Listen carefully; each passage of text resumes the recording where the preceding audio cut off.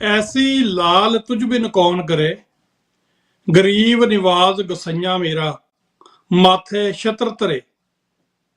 ਅਗਸਤ ਮਹੀਨੇ ਦੀ 11 ਤਰੀਕ ਹੈ ਜੀ, ਵਰਾ 2025। ਸਟੂਡੀਓ ਦੀਆਂ ਘੜੀਆਂ ਦੇ ਮੁਤਾਬਕ 12:01 ਨਿਊਯਾਰਕ ਦੇ ਸਮੇਂ ਅਨੁਸਾਰ ਔਰ 9:31 ਰਾਤ ਦੇ ਜਿਹੜੇ ਨੇ ਉਹ ਖਾਲਿਸਤਾਨ ਦੇ ਸਮੇਂ ਅਨੁਸਾਰ ਅਸੀਂ ਆਪਣੇ ਵਾਅਦੇ ਮੁਤਾਬਕ ਗੁਰੂ ਦੀ ਕਿਰਪਾ ਦੇ ਨਾਲ ਅੱਜ ਇੱਕ ਵਾਰ ਫੇਰ ਪ੍ਰੋਗਰਾਮ, ਇਸ ਹਫਤੇ ਦਾ ਪਹਿਲਾ ਪ੍ਰੋਗਰਾਮ ਹੈ ਜਿਹੜਾ ਦਿਲ ਦੀਆਂ ਗੱਲਾਂ, ਉਹ ਸ਼ੁਰੂ ਕਰਨ ਜਾ ਰਹੇ ਹਾਂ ਜੀ। ਔਰ ਸ਼ੁਰੂ ਕਰਨ ਤੋਂ ਪਹਿਲਾਂ ਪ੍ਰੋਗਰਾਮ ਦਿਲ ਦੀਆਂ ਗੱਲਾਂ ਦੇ ਵਿੱਚ ਦਿਲ ਦੀਆਂ ਗਹਿਰਾਈਆਂ ਤੋਂ ਆਪ ਜੀ ਦਾ ਸਵਾਗਤ ਕਰਦਾ ਹੋਇਆ ਮੈਂ ਆਪ ਜੀ ਦਾ ਹੋਸਟ ਮਨਵੀਰ ਸਿੰਘ ਆਪ ਜੀ ਨੂੰ ਫਤਿਹ ਅਰਜ ਕਰਦਾ ਜੀ। ਵਾਹਿਗੁਰੂ ਜੀ ਕਾ ਖਾਲਸਾ, ਵਾਹਿਗੁਰੂ ਜੀ ਕੀ ਫਤਿਹ।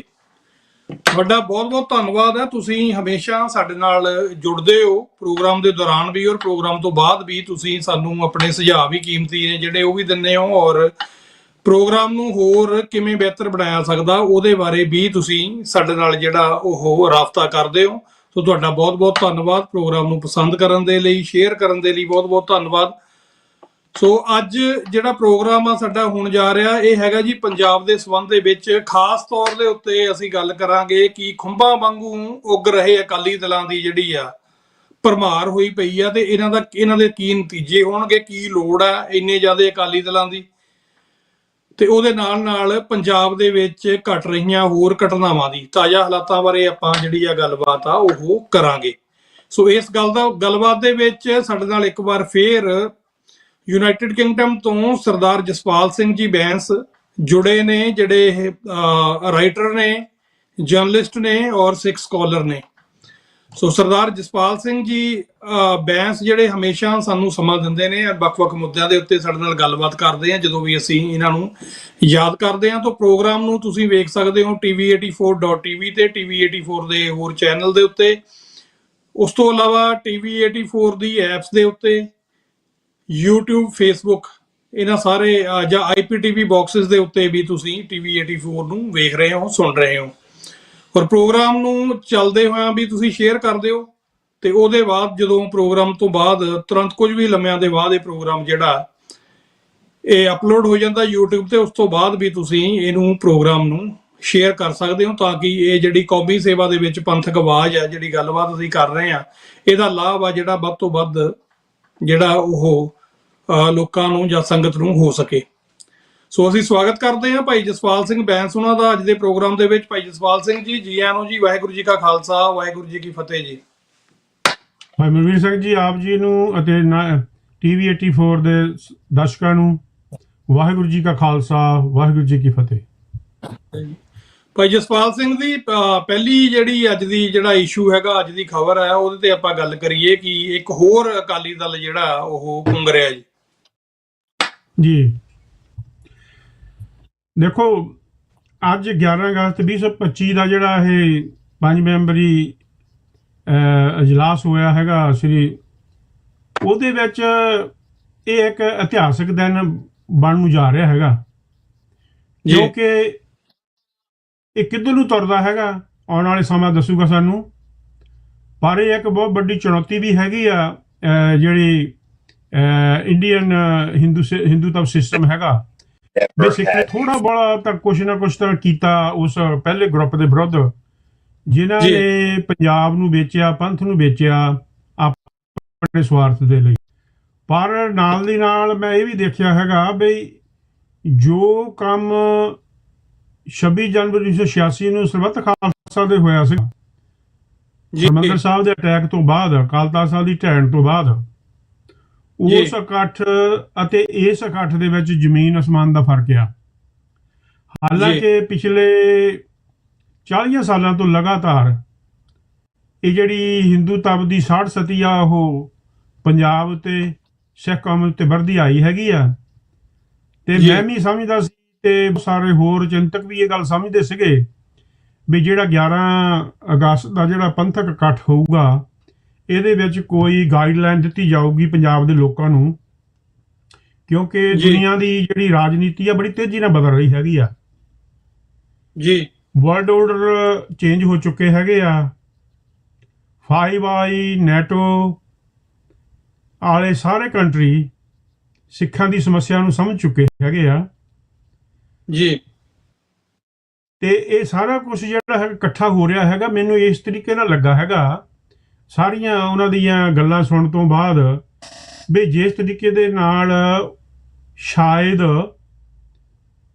ਵੀ ਸਾਡੇ ਜਿਹੜੇ ਉੱਥੇ ਦੇ ਬੁਲਾਰੇ ਸੀ, ਪ੍ਰਬੰਧਕ ਸੀਗੇ, ਉਹਨਾਂ ਨੇ ਇਸ ਇੰਟਰਨੈਸ਼ਨਲ ਜਾਂ ਕੌਮਾਂਤਰੀ ਜਿਹੜੀ ਰਾਜਨੀਤੀ ਹੈਗਾ ਉਹਨੂੰ ਹਾਲੇ ਤੱਕ ਸਮਝਿਆ ਨਹੀਂ ਹੈਗਾ, ਤੇ ਜਾਂ ਫਿਰ ਉਹ ਇਹ ਜਿਹੜੀ ਟਰਾਂਸਨੈਸ਼ਨਲ ਰਿਪਰੈਸ਼ਨ ਬਾਹਰਲੇ ਸਿੱਖਾਂ ਤੇ ਵੀ ਹੋਇਆ ਅਤੇ ਪੰਜਾਬ ਦੇ ਵਿੱਚ ਜੋ 40 ਸਾਲਾਂ ਦੇ ਵਿੱਚ ਤਸ਼ੱਦਦ ਹੋਇਆ, ਲੋਕਾਂ ਨੂੰ ਕੁੱਟਿਆ, ਮਾਰਿਆ, ਸ਼ਹੀਦ ਕੀਤਾ ਗਿਆ ਤੇ ਹੋਰ ਬਹੁਤ ਕੁਝ ਹੋਇਆ ਹੈਗਾ ਆ। ਕਿਸਾਨਾਂ ਨੇ ਆਪਣੀ ਜ਼ਮੀਨਾਂ ਨੂੰ ਬਚਾਉਣ ਦੀ ਖਾਤਰ, ਆਪਣੀਆਂ ਫਸਲਾਂ ਨੂੰ ਬਚਾਉਣ ਦੀ ਖਾਤਰ ਬਹੁਤ ਵੱਡਾ ਜਿਹੜਾ ਹੈਗਾ ਆ ਇੰਟਰਨੈਸ਼ਨਲ ਤੌਰ ਦੇ ਉੱਤੇ ਇਹ ਜਿਹੜਾ ਵਿਰੋਧ ਕੀਤਾ ਤੇ ਉਹਦੇ ਵਿੱਚ ਉਹਨਾਂ ਨੂੰ ਸਫਲਤਾਵਾਂ ਵੀ ਪ੍ਰਾਪਤ ਹੋਈਆਂ। ਪਰ ਜਿਹੜੇ ਪੰਜਾਬ ਦੀ ਰਾਜਨੀਤਿਕ ਲੋਕ ਹੈਗੇ ਆ, ਚਾਹੇ ਉਹ ਕਿਸੇ ਵੀ ਪਾਰਟੀ ਦੇ ਹੋਣ, ਪਰ ਉਹ ਹਾਲੇ ਉਸ ਸਾੜ ਸਤੀ ਦੇ ਵਿੱਚੋਂ ਨਿਕਲ ਨਹੀਂ ਸਕੇ ਹੈਗੇ। ਉਹਨਾਂ ਦੀ ਸੋਚ ਉਹ ਗਾਂਹ ਨਹੀਂ ਤੁਰ ਰਹੀ ਹੈਗੀ। ਇਹ ਮੈਂ ਦੇਖਿਆ ਹੈਗਾ। ਹੋ ਸਕਦਾ ਆ ਆਉਣ ਵਾਲੇ ਸਮੇਂ ਦੇ ਵਿੱਚ ਆਪਾਂ ਕੁਝ ਚੇਂਜਸ ਦੇਖਾਂਗੇ, ਪਰ ਐਟ ਦਿਸ ਮੂਮੈਂਟ ਮੈਨੂੰ ਇਹਦਾ ਲੱਗ ਰਿਹਾ ਹੈਗਾ ਆ ਬਈ ਉਹਨਾਂ ਨੂੰ ਹੋਰ ਜਿਹੜੀ ਕੌਮਾਂਤਰੀ ਰਾਜਨੀਤੀ ਆ ਉਹਨੂੰ ਸਮਝਣ ਦੀ ਲੋੜ ਹੈਗੀ ਆ ਅਤੇ ਉਹਦੇ ਮੁਤਾਬਕ ਹੀ ਉਹਨਾਂ ਨੂੰ ਐਕਟ ਕਰਨ ਦੀ ਲੋੜ ਆ। ਆਪਾਂ ਗੱਲ ਕੀਤੀ ਹੈ ਅਕਾਲੀ ਸ਼ਬਦ ਦੀ ਜਾਂ ਅਕਾਲੀ ਦਲਾਂ ਦੀ। ਲਗਾਤਾਰ ਸਾਡੇ ਦਿਮਾਗ ਦੇ ਵਿੱਚ, ਖਾਸ ਤੌਰ ਤੇ ਪੰਜਾਬ ਦੇ ਸਿੱਖਾਂ ਦੇ ਦਿਮਾਗ ਦੇ ਵਿੱਚ ਇਹ ਗੱਲ ਆ ਰਹੀ ਆ ਵੀ ਅਕਾਲੀ ਸ਼ਬਦ ਤੋਂ ਬਗੈਰ ਅਸੀਂ ਬਚ ਨਹੀਂ ਸਕਦੇ। ਅਕਾਲੀ ਸ਼ਬਦ ਸਾਡੇ ਖੂਨ ਦੇ ਵਿੱਚ, ਸਾਡੀਆਂ ਜੜ੍ਹਾਂ ਵਿੱਚ ਵਸ ਚੁੱਕਾ ਹੈਗਾ। ਪਰ ਸ਼ਾਇਦ ਗੱਲ ਭੁੱਲ ਚੁੱਕੇ ਹੈਗੇ ਆ ਵੀ ਮਸੰਦ ਜਿਹੜਾ ਸ਼ਬਦ ਸੀਗਾ ਉਹ ਤੀਜੇ ਪਾਤਸ਼ਾਹ ਤੋਂ ਲੈ ਕੇ 10ਵੇਂ ਪਾਤਸ਼ਾਹ ਤੱਕ ਲਗਾਤਾਰ ਸਿੱਖ ਕੌਮ ਦੇ ਵਿੱਚ ਉਹਨ ਸੇਵਾ ਕੀਤੀ ਤੇ ਇੱਕ ਸਮਾਂ ਆਇਆ ਵੀ ਉਹ ਸਵਾਰਥੀ, ਲਾਲਚੀ ਅਤੇ ਹਰੇਕ ਭ੍ਰਿਸ਼ਟਾਚਾਰ ਦੇ ਵਿੱਚ ਉਹ ਫਸ ਚੁੱਕੇ ਸੀਗੇ ਤੇ ਉਹਨਾਂ ਨੇ ਜਿਹੜਾ ਪੰਥਕ ਸਰਮਾਇਆ ਸੀ, ਪੰਥਕ ਸੋਚ ਸੀ, ਸਿੱਖੀ ਸੋਚ ਛੱਡ ਕੇ ਉਹਨਾਂ ਨੇ ਸਿਰਫ ਆਪਣੇ ਆਪ ਨੂੰ ਅਤੇ ਸਿੱਖ ਵਿਰੋਧੀ ਅੰਸਰਾਂ ਨਾਲ ਰਲ ਕੇ ਸਿੱਖੀ ਦਾ ਨੁਕਸਾਨ ਕੀਤਾ। ਤੇ ਇੱਕ ਸਮਾਂ ਆਇਆ ਵੀ ਗੁਰੂ ਗੋਬਿੰਦ ਸਿੰਘ ਜੀ ਨੇ ਉਹ ਜਿਹੜਾ ਮਸੰਦ ਸ਼ਬਦ ਸੀਗਾ ਜਾਂ ਮਸੰਦ ਲੋਕ ਸੀ, ਪ੍ਰਥਾ ਸੀਗੀ, ਉਹਨਾਂ ਨੂੰ ਇੱਕ ਤੋਂ ਜੜ ਤੋਂ ਨਕਾਰ ਦਿੱਤਾ ਅਤੇ ਜਿਹੜੇ ਲੋਕ ਜ਼ਿੰਮੇਵਾਰ ਸੀਗੇ ਉਹਨਾਂ ਨੂੰ ਸਜ਼ਾਵਾਂ ਦਿੱਤੀਆਂ। ਅੱਜ ਮੁੜ ਕੇ ਅਸੀਂ ਜਿਹੜਾ ਅਕਾਲੀ ਸ਼ਬਦ ਹੈਗਾ ਆ ਉਹ ਉਸ ਰਾਹ ਉੱਤੇ ਤੁਰਿਆ ਆਇਆ ਹੈਗਾ ਬਹੁਤ ਚਿਰਾਂ ਤੋਂ, ਤੇ ਉਸ ਸ਼ਬਦ ਨੇ ਸਿੱਖੀ ਦਾ ਕਾਫੀ ਵੱਡਾ ਨੁਕਸਾਨ ਕੀਤਾ ਹੈਗਾ ਕਿਉਂਕਿ ਉਹ ਨਾ ਤਾਂ 47 ਦੇ ਵਿੱਚ ਸਮਝ ਸਕੇ। ਹਾਲਾਂਕਿ ਸਾਡੀਆਂ ਜਿਹੜੀਆਂ ਪ੍ਰਾਪਤੀਆਂ ਸੀਗੀਆਂ 1920 ਦੀਆਂ ਉਹ ਵੱਡੀਆਂ ਪ੍ਰਾਪਤੀਆਂ ਸੀਗੀਆਂ ਜੀ, ਪਰ ਇੱਕ ਸਮਾਂ ਵੀ ਆਇਆ ਜਦੋਂ ਇਹ ਜਿਹੜੀ ਸ਼੍ਰੋਮਣੀ ਕਮੇਟੀ, ਸ਼੍ਰੋਮਣੀ ਅਕਾਲੀ ਦਲ ਸਟੇਬਲਿਸ਼ 9 ਬਣ ਗਏ, ਉਹਨਾਂ ਦਾ ਕਨਸਟੀਟਿਊਸ਼ਨ ਲਿਖ ਦਿੱਤਾ ਗਿਆ ਤਾਂ ਫਿਰ ਆਪਸ ਵਿੱਚ ਹੀ ਲੜੇ।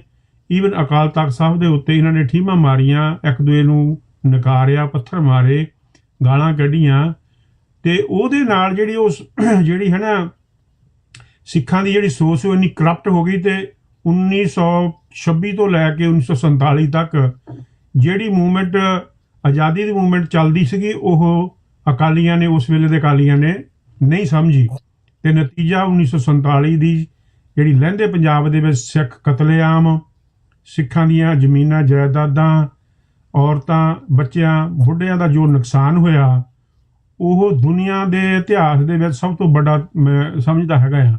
20 ਮਿਲੀਅਨ ਮੇਰੇ ਖਿਆਲ ਦੇ ਵਿੱਚ ਇਕੱਲੇ ਸਿੱਖ ਹੀ ਮਾਰੇ ਗਏ ਆ, ਬਾਕੀ ਤੁਸੀਂ ਹਿੰਦੂ ਵੀ ਮਾਰੇ ਗਏ, ਮੁਸਲਮਾਨ ਵੀ ਮਾਰੇ ਗਏ, ਦੋਨੀ ਪਾਸੇ ਮਾਰੇ ਗਏ ਹੈਗੇ ਆ। ਇਹਦੇ ਵਿੱਚ ਕੋਈ ਦੋ ਰਾਵਾਂ ਨਹੀਂ ਹੈਗੀਆਂ।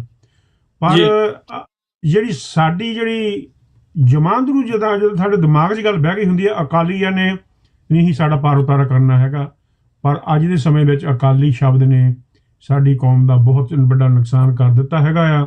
ਕੀ ਅਸੀਂ ਇਸ ਘੁੰਮਣ ਘੇਰੀ 'ਚੋਂ ਨਿਕਲ ਸਕਾਂਗੇ ਜਾਂ ਨਹੀਂ ਨਿਕਲ ਸਕਾਂਗੇ, ਇਹ ਇੱਕ ਵੱਡਾ ਸਵਾਲ ਪੈਦਾ ਹੋ ਗਿਆ ਹੈਗਾ। ਇਹਦੇ ਉੱਤੇ ਇਹਨਾਂ ਹੀ ਵਿਚਾਰਾਂ ਨੂੰ ਲੈ ਕੇ ਆਪਾਂ ਗੱਲ ਕਰਦੇ ਹੈਗੇ ਆ, ਕਿਉਂਕਿ ਇਸ ਵੇਲੇ ਜਿਹੜੀ ਕਹਾਣੀ ਹੈਗੀ ਆ ਉਹ ਉੱਪਰੋਂ ਭਾਵੇਂ ਜਿੰਨੀਆਂ ਮਰਜ਼ੀ ਬੜਕਾਂ ਮਾਰੇ ਜਿਹੜਾ ਹਿੰਦੂਤਵ ਗਵਰਨਮੈਂਟ ਸਿਸਟਮ ਹੈਗਾ, ਮੋਦੀ ਸਰਕਾਰ ਹੈਗੀ ਆ, ਪਰ ਅੰਦਰ ਉਹ ਪੂਰੀ ਤਰ੍ਹਾਂ ਡਰ ਚੁੱਕੇ ਹੈਗੇ ਆ। ਉਹ ਜਿਹੜੀ ਉਹਨਾਂ ਦੀ ਫੋਰਨ ਪਾਲਿਸੀ ਆ ਉਹਦੇ ਵਿੱਚ ਉਹ ਫੇਲ ਹੋ ਚੁੱਕੇ ਆ। ਉਹਦਾ ਕਾਰਨ ਇੱਕੋ ਹੀ ਆ ਕਿ ਉਹਨਾਂ ਦੇ ਜਿਹੜੇ ਪਾਪ ਆ, ਉਹ ਪਾਪਾਂ ਦਾ ਜਿਹੜਾ ਭਾਂਡਾ ਹੈਗਾ ਆ ਉਹ ਭਰ ਚੁੱਕਾ ਹੈਗਾ, ਅਤੇ ਖਾਲਿਸਤਾਨ ਜਿਹੜਾ ਹੈਗਾ ਆ ਉਹ ਬਹੁਤ ਨੇੜੇ ਸਾਨੂੰ ਦਿਸ ਰਿਹਾ ਹੈਗਾ। ਹਾਂਜੀ ਜੀ ਭਾਈ ਜਸਪਾਲ ਸਿੰਘ ਜੀ, ਜਦੋਂ ਆਪਾਂ ਅਕਾਲੀ ਸ਼ਬਦ ਦੀ ਗੱਲ ਕਰਦੇ ਹਾਂ ਨਾ, ਮੈਂ ਥੋੜਾ ਜਿਹਾ ਇਹਦੇ ਹੋਰ ਡੂੰਘਾਈ 'ਚ ਜਾਣੀ ਚਾਹੁੰਦਾ। As a Sikh, as Akal Takht Sahib ਨੂੰ ਪ੍ਰਣਾਇਆ ਹੋਇਆ ਜਿਹੜਾ ਇੱਕ ਮੇਰੇ ਵਰਗਾ ਨਾਚੀਜ਼ ਬੰਦਾ, ਮੈਂ ਆਪਣੇ ਆਪ ਨੂੰ ਮਾਣ ਮਹਿਸੂਸ ਕਰਦਾ ਕਿ ਮੈਂ ਅਕਾਲੀ ਹਾਂ। ਪਰ ਮੇਰਾ ਅਕਾਲੀ ਹੋਣਾ ਕਿਸੇ ਖਾਸ ਧੜੇ ਜਾਂ ਕਿਸੇ ਪੋਲੀਟੀਕਲ ਪਾਰਟੀ ਜਾਂ ਕਿਸੇ ਹੋਰ ਸੈਟਅਪ ਦੇ ਨਾਲ ਜੁੜਿਆ ਹੋਇਆ ਨਹੀਂ। ਮੇਰਾ ਅਕਾਲੀ ਹੋਣਾ ਅਕਾਲ ਤਖਤ ਸਾਹਿਬ ਦੇ ਨਾਲ, ਸਿੱਖੀ ਸਿਧਾਂਤ ਦੇ ਨਾਲ ਜੁੜਿਆ ਹੋਇਆ, ਇਸ ਲਈ ਮੈਂ ਆਪਣੇ ਆਪ ਨੂੰ ਜਿਹੜਾ ਉਹ ਅਕਾਲੀ ਕਹਿਣਾ। ਮਤਲਬ ਜਦੋਂ ਅਸੀਂ ਉਸ ਗੰਭੀਰਤਾ ਨੂੰ, ਹੁਣ ਬਹੁਤ ਬੰਦੇ ਨੇ ਜਿਹੜੇ ਕਹਿੰਦੇ ਜੀ ਅਸੀਂ ਮਤਲਬ ਉਹ ਬਦਲ ਦਲ ਨੂੰ ਹੀ ਅਕਾਲੀ ਦੱਸੀ ਜਾਂਦੇ ਆ, ਜਾਂ ਕਿਸੇ ਹੋਰ ਨਵੇਂ ਬਣੇ ਅਕਾਲੀ ਨੂੰ ਵੀ ਅਸੀਂ ਅਕਾਲੀ ਆ ਜੀ, ਇਹ ਪਾਰਟੀ ਅਕਾਲੀਆਂ ਦੀ ਆ, ਹਨਾ।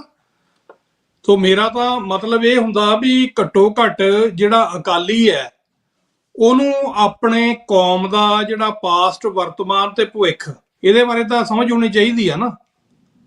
ਅਕਾਲੀ ਹੋਣਾ, ਅਕਾਲੀ ਜਿਹੜਾ ਸ਼ਬਦ ਆ ਉਹ ਆਪਣੇ ਆਪ 'ਚ ਮਾੜਾ ਨਹੀਂ, ਪਰ ਜਦੋਂ ਉਹਨੂੰ ਤੁਸੀਂ ਟੈਗ ਲਾ ਦਿੰਦੇ ਹੋ ਕਿਸੇ ਪੋਲੀਟੀਕਲ ਪਾਰਟੀ ਦਾ, ਤੇ ਉਹਨਾਂ ਪੋਲੀਟੀਕਲ ਪਾਰਟੀਆਂ ਦਾ ਜਿਨ੍ਹਾਂ ਦੀ ਕੌਮ ਦੇ ਨਿਸ਼ਾਨੇ ਪ੍ਰਤੀ ਨਾ ਤਾਂ ਕੋਈ ਸੁਹਿਰਦਤਾ, ਨਾ ਉਹਨਾਂ ਦੇ ਏਜੰਡੇ 'ਚ ਹੈ। ਹੁਣ ਅੱਜ ਦੀ ਤੁਸੀਂ ਅੱਜ ਦੀ ਗੱਲ ਕਰਦੇ ਆ, ਮੈਂ 30 ਸਕਿੰਟ 'ਚ ਗੱਲ ਖਤਮ ਕਰ ਦੇਣੀ। ਅੱਜ ਦੀ ਗੱਲ ਕਰਦੇ ਆ, ਤੁਸੀਂ ਕਾਨਫਰੰਸ ਦੇਖੀ ਹੋਊਗੀ, ਸਪੀਚਾਂ ਦੇਖੀਆਂ ਹੋਣਗੀਆਂ। ਕਿਸੇ ਏਜੰਡੇ ਤੇ ਨਹੀਂ ਵੀ ਪੰਜਾਬ ਦੇ ਵਿੱਚ ਅਸੀਂ ਗੁਲਾਮ ਆ, ਕਿਸੇ ਦੇ ਏਜੰਡੇ ਤੇ ਨਹੀਂ ਵੀ ਸਾਡੀ ਜਵਾਨੀ ਹੈ ਜਿਹੜੀ ਖੱਜਲ ਹੋ ਰਹੀ ਹੈ, ਕਿਸੇ ਦੇ ਏਜੰਡੇ ਤੇ ਨਹੀਂ ਕਿ ਭਾਰਤ ਸਰਕਾਰ ਦਾ ਜਿਹੜਾ ਟਰਾਂਸਨੈਸ਼ਨਲ ਰਿਪਰੈਸ਼ਨ ਆ ਉਹ ਵਿਦੇਸ਼ਾਂ ਤੱਕ ਪਹੁੰਚ ਚੁੱਕਾ। ਇਹ ਕੰਮ ਜੇ ਨਵੇਂ ਬਣੇ ਅਕਾਲੀ ਦਲਾਂ ਨੇ ਵੀ ਨਹੀਂ ਕਰਨਾ ਤੇ ਫਿਰ ਪੁਰਾਣਿਆਂ 'ਚ ਕੀ ਮਾੜਾ ਜੀ। ਇਹ ਕੰਮ ਜਦੋਂ ਸ਼੍ਰੋਮਣੀ ਅਕਾਲੀ ਦਲ ਅੰਮ੍ਰਿਤਸਰ ਬਾਖੂਬੀ ਕਰ ਰਿਹਾ, ਸਰਦਾਰ ਸਿਮਰਨਜੀਤ ਸਿੰਘ ਮਾਨ ਹਮੇਸ਼ਾ ਕਹਿੰਦੇ ਆ। ਫਿਰ ਦੂਜੀ ਗੱਲ, ਜਦੋਂ ਇਹ ਨਵੇਂ ਅਕਾਲੀ ਦਲ ਦੀ ਸਥਾਪਨਾ ਹੋਈ ਆ, ਅਕਾਲ ਤਖਤ ਦੇ ਜਥੇਦਾਰ ਵੱਲੋਂ ਜਿਹੜੀ ਇਹ ਕਮੇਟੀ ਬਣਾਈ ਗਈ ਜੀ, ਤੁਸੀਂ ਨਵੀਂ ਭਰਤੀ ਕਰੋ, ਉਹਨਾਂ ਨੂੰ ਕਿਉਂ ਭੁੱਲ ਗਿਆ ਕਿ ਜਿਹੜਾ ਅਕਾਲੀ ਦਲ ਅੰਮ੍ਰਿਤਸਰ ਹੈ ਉਹ ਅਕਾਲ ਤਖਤ ਸਾਹਿਬ ਤੋਂ ਹੀ ਬਣਿਆ ਹੋਇਆ। ਤੇ ਫਿਰ ਗੁਰਦੁਆਰਿਆਂ ਦੇ ਵਿੱਚ ਲਏ ਜਾਂਦੇ ਫੈਸਲੇ ਆ ਜਿਹੜੇ ਵੀ ਪੁਰਾਣੇ ਮਤੇ, ਜਿਹੜੇ ਪਿਛਲੇ ਸਾਲ ਵਾਲੇ ਭੁੱਲ ਜਾਓ, ਹੁਣ ਨਵੇਂ ਹੋਰ ਪਾ ਲਓ, ਤੇ ਨਾ ਉਹ ਪਿਛਲੇ ਆਪਾਂ ਕਰਨੇ ਆ ਨਾ ਹੁਣ ਕਰਨੇ ਆ। ਤੇ ਫਿਰ ਹੁਣ ਉਸ ਸੈਟਅਪ ਦੇ ਵਿੱਚ ਤੇ ਇਸ ਸੈਟਅਪ ਦੇ ਵਿੱਚ ਕੀ ਫਰਕ ਰਹਿ ਗਿਆ ਜੀ। ਆਪਾਂ ਅੱਗੇ ਵੱਧਦੇ ਆ। ਮੈਂ ਇਹ ਥੋੜਾ ਜਿਹਾ ਕੁਐਸਚਨ ਆ ਮੇਰੇ ਆਪਣੇ ਸੁਣਨ ਵਾਲਿਆਂ ਨੂੰ ਦੇਣਾ ਚਾਹੁੰਦਾ ਜੀ, ਵੀ ਕੀ ਜੋ ਅਕਾਲੀ ਪਾਰਟੀਆਂ ਦਾ ਹੜ੍ਹ ਆ ਗਿਆ ਪੰਜਾਬ ਦੇ ਵਿੱਚ, ਕੀ ਜਿਹੜੇ ਅਕਾਲੀ ਬਣ ਕੇ ਰਾਜਨੀਤੀ ਕਰਨੀ ਚਾਹੁੰਦੇ ਹੈਗੇ ਆ, ਪੰਜਾਬ ਦੀ ਰਾਜਨੀਤੀ, ਪੰਥਕ ਰਾਜਨੀਤੀ, ਸਿੱਖ ਕੌਮ ਦੀ ਰਾਜਨੀਤੀ, ਕੀ ਉਹ ਅਕਾਲੀ ਬਣ ਗਏ ਹੈਗੇ ਆ? ਕੀ ਉਹ ਹਿੰਦੂਤਵ ਦੇ ਰਿਪਰੈਸ਼ਨ ਤੋਂ ਡਰ ਗਏ ਹਨ? ਕੀ ਪੰਜਾਬ ਦੇ ਰਾਜਨੀਤਿਕਾਂ ਵਿੱਚ ਗਿਆਨ ਦੀ ਘਾਟ ਹੈ? ਕੀ ਉਹ ਸਿੱਖੀ ਤੋਂ ਦੂਰ ਚਲੇ ਗਏ ਹਨ? ਕੀ ਹਿੰਦੂਤਵ ਮੀਡੀਆ ਜੋ ਇਸ ਵੇਲੇ ਕਹਿ ਰਿਹਾ ਹੈਗਾ ਆ, ਆਪਣਾ ਇੱਕ ਬਣਾ ਰਿਹਾ ਹੈਗਾ ਨੈਰੇਟਿਵ ਵੀ ਜਿਹੜਾ ਖਾਲਿਸਤਾਨ ਆ ਉਹ ਅਮਰੀਕਾ, ਕੈਨੇਡਾ, ਇੰਗਲੈਂਡ 'ਚ ਹੀ ਬਣੂਗਾ, ਇੱਥੇ ਨਹੀਂ ਬਣ ਦੇਣਾ ਅਸੀਂ, ਇੱਥੇ ਕੋਈ ਬੰਦਾ ਕੰਮ ਨਹੀਂ ਕਰ ਰਿਹਾ ਉਹਦੇ ਲਈ, ਕੀ ਇਹ ਸੱਚ ਹੈਗਾ ਆ? ਕੀ ਆਉਣ ਵਾਲੇ ਸਮੇਂ ਦੇ ਵਿੱਚ ਜੇ ਪੰਜਾਬ ਦੇ ਸਿੱਖ ਲੀਡਰਸ਼ਿਪ, ਮੈਂ ਇਕੱਲੇ ਅਕਾਲੀਆਂ ਦੀ, ਕਾਂਗਰਸੀਆਂ ਦੀ, ਆਮ ਪਾਰਟੀ ਦੇ ਬੰਦੇ ਜਿਹੜੇ ਹੈਗੇ ਆ ਜਾਂ ਬਾਦਲ ਦਲੀਏ ਹੈਗਾ, ਕੋਈ ਕਿਸੇ ਦਾ ਨਾਂ ਨਹੀਂ ਲੈਣਾ ਚਾਹੂੰਗਾ, ਮੈਂ ਪੰਜਾਬ ਦੇ ਰਾਜਨੀਤਿਕਾਂ ਦੀ ਗੱਲ ਕਰਨੀ ਚਾਹੁੰਦਾ ਹੈਗਾ, ਜੇ ਉਹ ਨਾ ਸਮਝੇ ਉਹਨਾਂ ਦਾ ਜਿਹੜਾ ਭਵਿੱਖ ਹੈਗਾ ਆ ਉਹ ਈਸਟ ਪਲਸਤਾਨ ਬਣਾ ਦੇਣਗੇ ਪੰਜਾਬ ਨੂੰ, ਈਸਟਰਨ ਪਲਸਤਾਨ। ਤੇ ਜਦੋਂ ਇਹੋ ਜਿਹੀ ਗੱਲ ਹੋ ਜਾਊਗੀ, ਜਿਹੜੇ ਵੱਲ ਨੂੰ ਪੰਜਾਬ ਬੜਾ ਲਗਾਤਾਰ ਨੱਠਾ ਜਾ ਰਿਹਾ ਹੈਗਾ ਆ, ਤੇ ਉਹਦਾ ਜਿਹੜਾ ਨਤੀਜਾ ਸਾਡੇ ਸਾਹਮਣੇ ਹੈਗਾ ਆ, ਭਾਵੇਂ ਜਿਹੜਾ 2019 ਦੇ ਵਿੱਚ ਮੋਰਚਾ ਲੱਗਾ ਕਿਸਾਨਾਂ ਦਾ ਦਿੱਲੀ ਦੇ ਵਿੱਚ, ਆਹ ਪੂਲਿੰਗ ਦੀ ਵਗੈਰਾ ਵੀ ਆਪਾਂ ਗੱਲ ਕਰਾਂਗੇ, ਤੇ ਹੋਰ ਜਿਹੜੀਆਂ ਪੰਜਾਬ ਦੇ ਪਾਣੀ ਜਾਂ ਹੋਰ ਜਿਹੜੇ ਕੁਦਰਤੀ ਰਿਸੋਰਸਿਸ ਸੀਗੇ, ਤੁਸੀਂ ਬਹੁਤ ਸਾਰੀਆਂ ਇਹ ਹੈਗੀਆਂ ਦੁਖਦਾਇਕ ਘਟਨਾਵਾਂ ਪੰਜਾਬ ਨਾਲ ਵਾਪਰੀਆਂ ਹੈਗੀਆਂ। ਉਹ ਵੀ ਲਗਾਤਾਰ ਉਹਨਾਂ ਵਿੱਚ ਵਾਧਾ ਹੀ ਹੋਇਆ ਹੈ, ਘਾਟਾ ਕੋਈ ਨਹੀਂ ਹੋਇਆ ਹੈਗਾ। ਕੀ ਪੰਜਾਬ ਦਾ ਰਾਜਨੀਤਿਕ ਇਹ ਚਾਹੁੰਦਾ ਹੈਗਾ ਕਿ ਆਉਣ ਵਾਲੇ ਭਵਿੱਖ ਵਿੱਚ ਪੰਜਾਬ ਗਾਜ਼ਾ ਬਣ ਜਾਵੇ, ਫਲਸਤੀਨ ਬਣ ਜਾਵੇ, ਜਿੱਥੇ ਤਬਾਹੀ ਤੋਂ ਬਗੈਰ ਹੋਰ ਕੁਝ ਨਹੀਂ ਹੋਣਾ? ਕਿਉਂਕਿ ਜਿਹੜਾ ਹਿੰਦੂਤਵ ਸਿਸਟਮ ਹੈਗਾ ਆ, ਉਹ ਲਗਾਤਾਰ ਮੇਰੇ ਆਪਣੇ ਖਿਆਲ ਦੇ ਮੁਤਾਬਕ ਮੈਂ ਕਹੂੰਗਾ ਘੱਟੋ ਘੱਟ 10 ਮੀਲ ਸਾਲ ਦੀ ਰਫ਼ਤਾਰ ਦੇ ਨਾਲ ਪੰਜਾਬ ਨੂੰ ਕੰਟਰੋਲ ਕਰ ਰਿਹਾ ਹੈਗਾ, ਉਹਦੀਆਂ ਸਰਹੱਦਾਂ ਨੂੰ ਛੋਟੀਆਂ ਕਰ ਰਿਹਾ ਹੈਗਾ, ਪੰਜਾਬ ਨੂੰ ਹੋਰ ਛੋਟਾ ਕਰ ਰਿਹਾ ਹੈਗਾ। ਇਹਦੇ ਨਤੀਜੇ ਆਉਣ ਵਾਲੇ ਸਮੇਂ ਦੇ ਵਿੱਚ ਪੰਜਾਬ ਦੇ ਲੋਕਾਂ ਨੂੰ ਭੁਗਤਣੇ ਪੈਣਗੇ, ਖਾਸ ਤੌਰ ਤੇ ਸਿੱਖ ਕੌਮ ਨੂੰ ਭੁਗਤਣੇ ਪੈਣਗੇ। ਤੇ ਇਹ ਸਾਰੇ ਜਿਹੜੇ ਕੁਐਸਚਨ ਜਿਹੜੇ ਮੇਰੇ ਦਿਮਾਗ ਦੇ ਵਿੱਚ ਉੱਠਦੇ ਹੈਗੇ ਆ, ਉਹਦਾ ਜਿਹੜਾ ਅਖੀਰਲਾ ਜਿਹੜਾ ਹੈਗਾ ਉਹ ਇਹ ਹੈਗਾ ਆ ਵੀ ਕੀ ਆਉਣ ਵਾਲੇ ਸਮੇਂ ਦੇ ਵਿੱਚ ਜਿਸ ਤਰੀਕੇ ਦੇ ਨਾਲ ਸਿੱਖ ਲੀਡਰਸ਼ਿਪ ਨਹੀਂ ਸਮਝ ਰਹੀ, ਕੱਲ ਨੂੰ ਹਰਿਮੰਦਰ ਸਾਹਿਬ ਇੱਕ ਹਿੰਦੂ ਮੰਦਿਰ ਬਣ ਕੇ ਰਹਿ ਜਾਊਗਾ ਤੇ ਉਸ ਵੇਲੇ ਫਿਰ ਸਿੱਖੀ ਦੀ ਕੀ ਹਾਲਾਤ ਹੋਣਗੇ? ਕੀ ਸਿੱਖ ਜਿਹੜੇ ਹੈਗੇ ਆ ਉਹਨਾਂ ਦੀ ਜਿਹੜੀ ਬੈਕਬੋਨ ਹੈਗੀ ਆ ਕਿਸਾਨੀ, ਜਿਨ੍ਹਾਂ ਦੀ ਬੈਕਬੋਨ ਹੈਗਾ ਪੰਥ, ਜਦੋਂ ਉਹ ਅੱਜ ਸੰਦਰਭ ਵਿੱਚ ਅੱਜ ਦੀ ਸੋਚ ਮੁਤਾਬਕ ਉਹਦੀ ਤੋੜ ਦਿੱਤੀ ਜਾਊਗੀ ਉਹ ਬੈਕਬੋਨ, ਤੇ ਫਿਰ ਜਿਹੜੇ ਸਾਡੀ ਸ਼ਕਲ ਸੂਰਤ ਕਿਹੋ ਜਿਹੀ ਹੋਵੇਗੀ? ਕਿ ਉਹ ਸ਼ਕਲ ਸੂਰਤ ਸਾਡੀ ਇਹੋ ਜਿਹੀ ਹੋਵੇਗੀ ਜਿਹਨੂੰ ਉਹਨਾਂ ਦਾ ਕਨਸਟੀਟਿਊਸ਼ਨ ਇਹ ਗੱਲ ਕਹਿ ਰਿਹਾ ਹੈ ਕਿ ਇਹ ਕੇਸਾਧਾਰੀ ਹਿੰਦੂ ਹਨ। ਹਾਂਜੀ ਜੀ।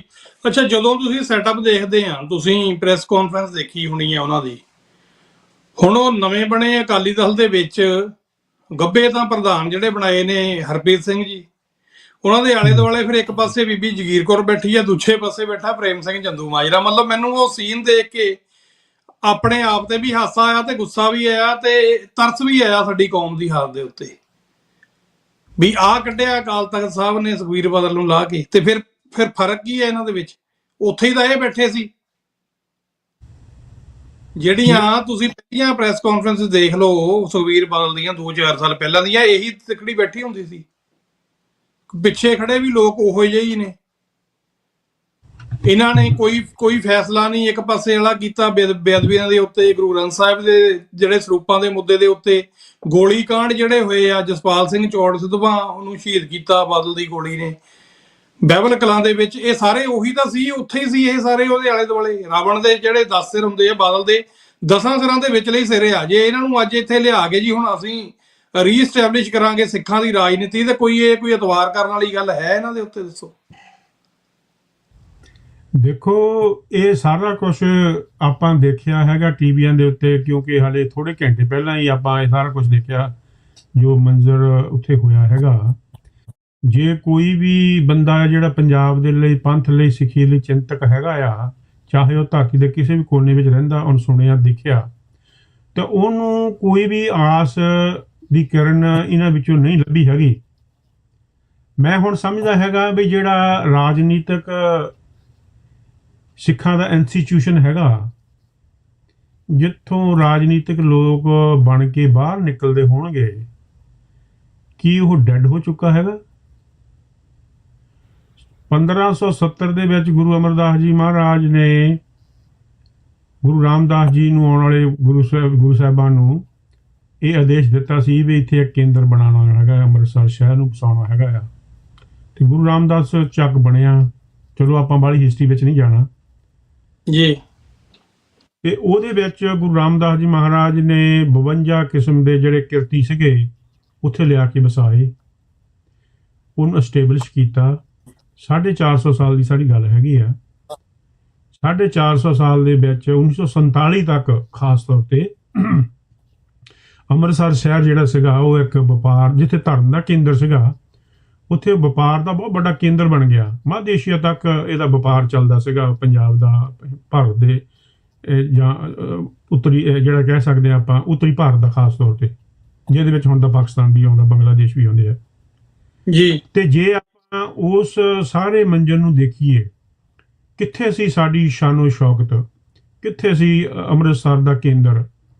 ਕਿੱਥੇ ਇਹਦਾ ਸਰਮਾਇਆ ਸੀਗਾ। ਤੇ ਅੱਜ ਸ਼੍ਰੋਮਣੀ ਗੁਰਦੁਆਰਾ ਪ੍ਰਬੰਧਕ ਕਮੇਟੀ ਦੁਨੀਆ ਦੀ, ਬਲਕਿ ਸਾਊਥ ਏਸ਼ੀਆ ਦੀ ਇੱਕੋ ਇੱਕ ਡੈਮੋਕ੍ਰੈਟਿਕ ਧਾਰਮਿਕ ਪੋਲੀਟੀਕਲ ਸੰਸਥਾ ਸੀਗੀ, ਜਦੋਂ ਕਿ ਹਾਲੇ ਨਾ ਪਾਕਿਸਤਾਨ ਸੀਗਾ ਤੇ ਨਾ ਹੀ ਇੰਡੀਆ ਸੀਗਾ। ਇਹ ਦੋਵੇਂ ਦੇਸ਼ ਨਹੀਂ ਸੀ ਜੰਮੇ ਜਦੋਂ ਸਿੱਖ ਕੌਮ ਨੇ ਆਪਣੀ ਇੱਕ ਇਹੋ ਜਿਹੀ ਸੰਸਥਾ ਬਣਾਤੀ ਜਿਹਨੂੰ ਬ੍ਰਿਟਿਸ਼ ਵੀ ਮੰਨਦਾ ਸੀਗਾ ਉਸ ਵੇਲੇ, ਚਾਹੇ ਉਹਦੀ ਹਾਲਾਤ, ਚਾਹੇ ਉਹਦੀਆਂ ਕਈ ਕਮਜ਼ੋਰੀਆਂ ਸੀਗੀਆਂ ਉਸ ਵੇਲੇ ਵੀ, ਪਰ ਉਹ ਇੱਕ ਬਹੁਤ ਵੱਡੀ ਆਰਗੇਨਾਈਜੇਸ਼ਨ ਸੀਗੀ ਸਾਊਥ ਏਸ਼ੀਆ ਦੀ ਜੀ। ਤੇ ਅੱਜ ਜਿਹੜੀ ਹੈਗੀ ਆ ਉਹੀ ਗੁਰੂ ਰਾਮਦਾਸ ਚੱਕ ਰਾਮਦਾਸ ਅੰਮ੍ਰਿਤਸਰ ਸ਼ਹਿਰ ਦੁਨੀਆ ਦਾ ਇੰਟਰਨੈਸ਼ਨਲ ਸ਼ਹਿਰ ਆ, ਇੰਟਰਨੈਸ਼ਨਲ 에ਅਰਪੋਰਟ ਆ, ਸਿੱਖ ਕੌਮ ਦਾ ਸਭ ਤੋਂ ਵੱਡਾ ਕੇਂਦਰ ਆ, ਅਕਾਲ ਤਖਤ ਸਾਹਿਬ ਆ, ਹਰਮੰਦਰ ਸਾਹਿਬ ਆ ਉਹਦੇ ਵਿੱਚ। ਤੇ ਉਹਦਾ ਜਿਹੜਾ ਜਥੇਦਾਰ ਆ ਕਿਹੋ ਜਿਹਾ ਹੋਣਾ ਚਾਹੀਦਾ ਸੀਗਾ ਜੀ? ਉਹ ਜਿਹੜੀ ਐਸਜੀਪੀਸੀ ਖੂਨ ਦੇ ਕੇ ਬਣਾਈ ਸੀ ਉਹ ਕਿਹੋ ਜਿਹੀ ਹੋਣੀ ਚਾਹੀਦੀ ਸੀਗੀ? ਉਹਦੇ ਵਿੱਚ ਕਿਹੋ ਜਿਹੇ ਲੋਕ ਹੋਣੇ ਚਾਹੀਦੇ ਸੀ, ਪ੍ਰਬੰਧਕ, ਉਹਨਾਂ ਦੇ ਲੀਡਰਸ਼ਿਪ? ਪਰ ਅੱਜ ਅੰਮ੍ਰਿਤਸਰ ਸ਼ਹਿਰ ਦੇ ਵਿੱਚ ਅਕਾਲ ਤਖਤ ਦੇ ਲੀਡਰ ਨੂੰ, ਜਥੇਦਾਰ ਨੂੰ ਕੋਈ ਨਹੀਂ ਪੁੱਛਦਾ, ਕੋਈ ਨਹੀਂ ਜਾਣਦਾ, ਕੋਈ ਨਹੀਂ ਰਾਜਨੀਤਿਕ ਕੋਈ ਭੁਗਤ ਨਹੀਂ ਹੈਗੀ ਅੰਮ੍ਰਿਤਸਰ ਸ਼ਹਿਰ ਦੇ ਵਿੱਚ। ਉੱਥੋਂ ਦੀ ਜਿਹੜੀ ਕਾਰਪੋਰੇਸ਼ਨ ਹੋਊਗੀ, ਪ੍ਰਬੰਧਕ ਸਿਸਟਮ ਹੋਊਗਾ ਜਿਹੜਾ ਚਲਾਉਂਦਾ ਅੰਮ੍ਰਿਤਸਰ ਸ਼ਹਿਰ ਨੂੰ ਜੀ, ਉਹਦੇ ਵਿੱਚ ਉਹਦੀ ਕੋਈ ਵੀ ਲੈਣ ਦੇਣ ਨਹੀਂ ਹੈਗਾ। ਉਹਦੀਆਂ ਮੀਟਿੰਗਾਂ ਹੁੰਦੀਆਂ, ਉਹਦੀਆਂ ਪ੍ਰੋਗਰੈਸਿਵ ਹੁੰਦੀਆਂ, ਉਹਦੇ ਵਿੱਚ ਕਿਸੇ ਵੀ ਕਿਸਮ ਦਾ ਜਿਹੜਾ ਪ੍ਰਬੰਧਕੀ ਸਿਸਟਮ ਹੈਗਾ ਆ, ਉਹਦੇ ਵਿੱਚ ਜਥੇਦਾਰ ਦੀ ਜਾਂ ਜਥੇਦਾਰ ਦੇ ਕਿਸੇ ਨੁਮਾਇੰਦਗੀ ਦੀ ਕੋਈ ਵੀ ਗੱਲ ਨਹੀਂ ਹੈਗੀ। ਕੋਈ ਧੇਲੇ ਤੇ ਨਹੀਂ ਪੁੱਛਦਾ ਹੈਗਾ। ਇਹ ਸਾਡੀ ਹਾਲਤ ਆ। ਅੰਮ੍ਰਿਤਸਰ ਸ਼ਹਿਰ, ਜਿਹਨੂੰ ਅਸੀਂ ਸਿੱਖ ਕੌਮ ਦੀ ਰਾਜਧਾਨੀ ਕਹਿੰਦੇ ਆ, ਜਿਹਨੂੰ ਅਸੀਂ ਚੱਕ ਗੁਰੂ ਰਾਮਦਾਸ ਜੀ ਕਹਿੰਦੇ ਆ, ਜਿਹੜਾ ਅਸੀਂ ਖਰੀਦਿਆ ਹੈਗਾ ਧਰਤੀ ਉੱਥੇ ਦੀ, ਇਹ ਸਾਨੂੰ ਕਿਸੇ ਨੇ ਕੋਈ ਦਾਨ ਨਹੀਂ ਦਿੱਤੀ ਸੀਗੀ, ਉਹ ਸਾਡੀ ਆਪਣੀ ਧਰਤੀ ਆ। 15 ਸ਼ਹਿਰ ਇਸ ਵੇਲੇ ਪੰਜਾਬ ਦੇ ਵਿੱਚ ਸਾਡੇ ਆਪਣੇ ਖਰੀਦੇ ਹੋਏ ਸ਼ਹਿਰ ਆ, ਜਿਹਨਾਂ ਦੀ ਧਰਤੀ ਸਾਡੀ ਆ, ਖਰੀਦੀ ਹੋਈ ਆ। ਉਹਦੇ ਵਿੱਚ ਪੰਜਾਬ ਦੇ ਸਿੱਖਾਂ ਨੇ, ਸ਼੍ਰੋਮਣੀ ਕਮੇਟੀ ਨੇ, ਈਵਨ ਜਦੋਂ ਸ਼੍ਰੋਮਣੀ ਕਮੇਟੀ ਦੀ ਮੀਟਿੰਗ ਹੁੰਦੀ ਆ ਉਹਦੇ ਵਿੱਚ ਡੀਸੀ ਆ ਕੇ ਬਹਿੰਦਾ ਹੈ ਅੰਮ੍ਰਿਤਸਰ ਸ਼ਹਿਰ ਦਾ ਜੀ, ਜ਼ਿਲ੍ਹੇ ਦਾ। ਤੇ ਮੈਨੂੰ ਦੱਸੋ ਉਹ ਗੁਲਾਮ ਲੋਕ ਕਿਹੋ ਜਿਹੇ ਮਤੇ ਉੱਥੇ ਪਾਸ ਕਰ ਸਕਦੇ ਆ? ਇਸ ਬਹੁਤ ਸੀਰੀਅਸ ਗੱਲ ਹੈਗੀ ਆ, ਗੰਭੀਰ ਸੰਕਟ ਹੈ ਸਿੱਖ ਕੌਮ ਦੇ ਉੱਤੇ।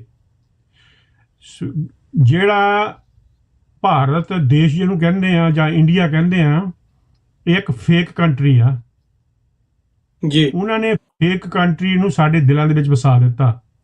ਉਸ ਝੰਡੇ ਨੇ, ਜਿਹੜਾ ਉਹ ਝੰਡੇ ਨੂੰ, ਜਿਹੜਾ ਝੰਡਾ ਉਹ ਲਹਿਰਾਉਂਦੇ ਆ ਦੁਨੀਆ ਦੀਆਂ ਐਮਬੈਸੀਆਂ ਵਿੱਚ ਜਾਂ ਹੋਰ ਇੰਟਰਨੈਸ਼ਨਲ ਕਾਨਫਰੰਸਾਂ ਦੇ ਵਿੱਚ ਜਾਂ ਉਹਨਾਂ ਦੇ ਸੈਮੀਨਾਰਾਂ ਦੇ ਵਿੱਚ, ਉਹ ਝੰਡੇ ਦੇ ਥੱਲੇ ਸਾਡਾ ਕਤਲ ਕੀਤਾ ਗਿਆ। ਉਸ ਝੰਡੇ ਨੇ ਸਾਡਾ ਖੂਨ ਪੀਤਾ ਹੈਗਾ ਪਿਛਲੇ 40 ਸਾਲਾਂ 'ਚ, ਖਾਸ ਤੌਰ ਦੇ ਉੱਤੇ ਜੇ ਮੈਂ 84 ਤੋਂ ਹੀ ਸ਼ੁਰੂ ਕਰਾਂ।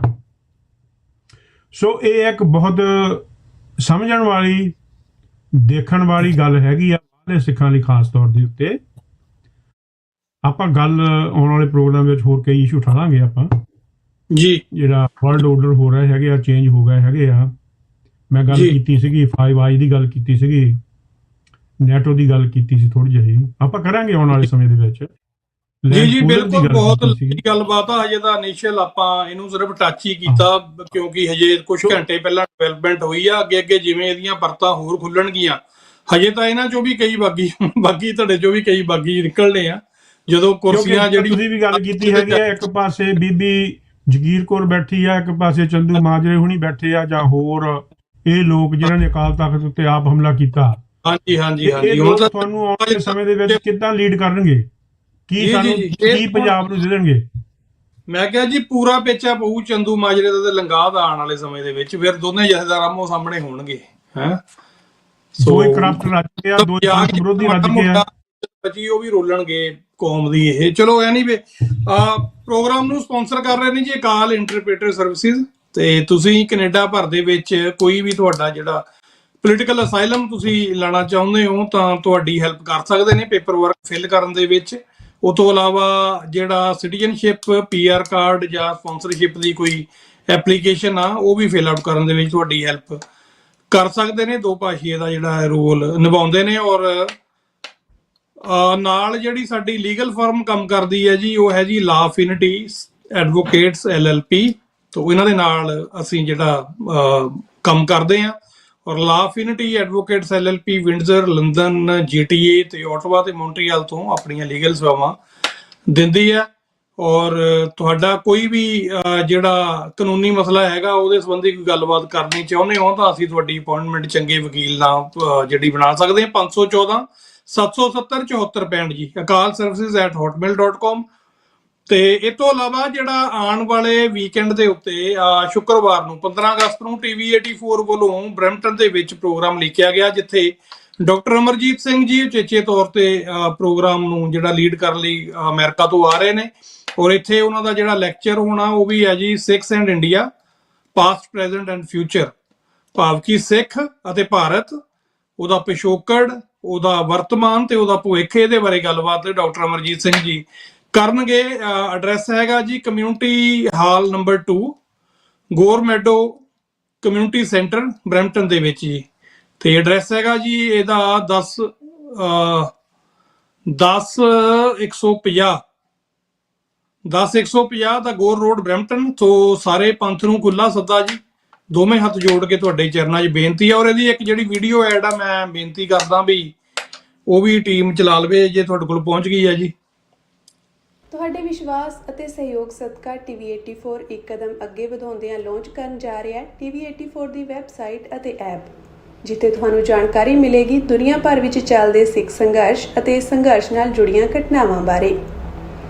ਇਹ ਐਪ ਅਤੇ ਵੈਬਸਾਈਟ 15 ਅਗਸਤ ਦਿਨ ਸ਼ੁੱਕਰਵਾਰ ਸ਼ਾਮ 5 ਵਜੇ ਗੋਰਮਿਡੋਜ਼ ਕਮਿਊਨਿਟੀ ਸੈਂਟਰ ਬਰੈਂਪਟਨ ਵਿਖੇ ਲਾਂਚ ਕੀਤੇ ਜਾਣਗੇ, ਜਿੱਥੇ ਖਾਲਿਸਤਾਨ ਅਫੇਅਰ ਸੈਂਟਰ ਦੇ ਸੰਚਾਲਕ ਡਾਕਟਰ ਅਮਰਜੀਤ ਸਿੰਘ ਵਿਸ਼ੇਸ਼ ਤੌਰ ਤੇ ਸਿੱਖ ਰਾਜ ਖਾਲਿਸਤਾਨ ਸੰਘਰਸ਼ ਦੇ ਮੌਜੂਦਾ ਹਾਲਾਤਾਂ ਸਮੇਤ ਬੀਤੇ ਵਰ੍ਹਿਆਂ ਤੋਂ ਸੇਧ ਲੈਂਦਿਆਂ ਭਵਿੱਖ ਦੇ ਸੰਘਰਸ਼ ਦੀ ਰਣਨੀਤੀ ਬਾਰੇ ਅਤੇ ਹਿੰਦੂ ਹਕੂਮਤ ਦੀਆਂ ਸਾਜ਼ਿਸ਼ਾਂ ਬਾਰੇ ਗੱਲਬਾਤ ਕਰਨਗੇ।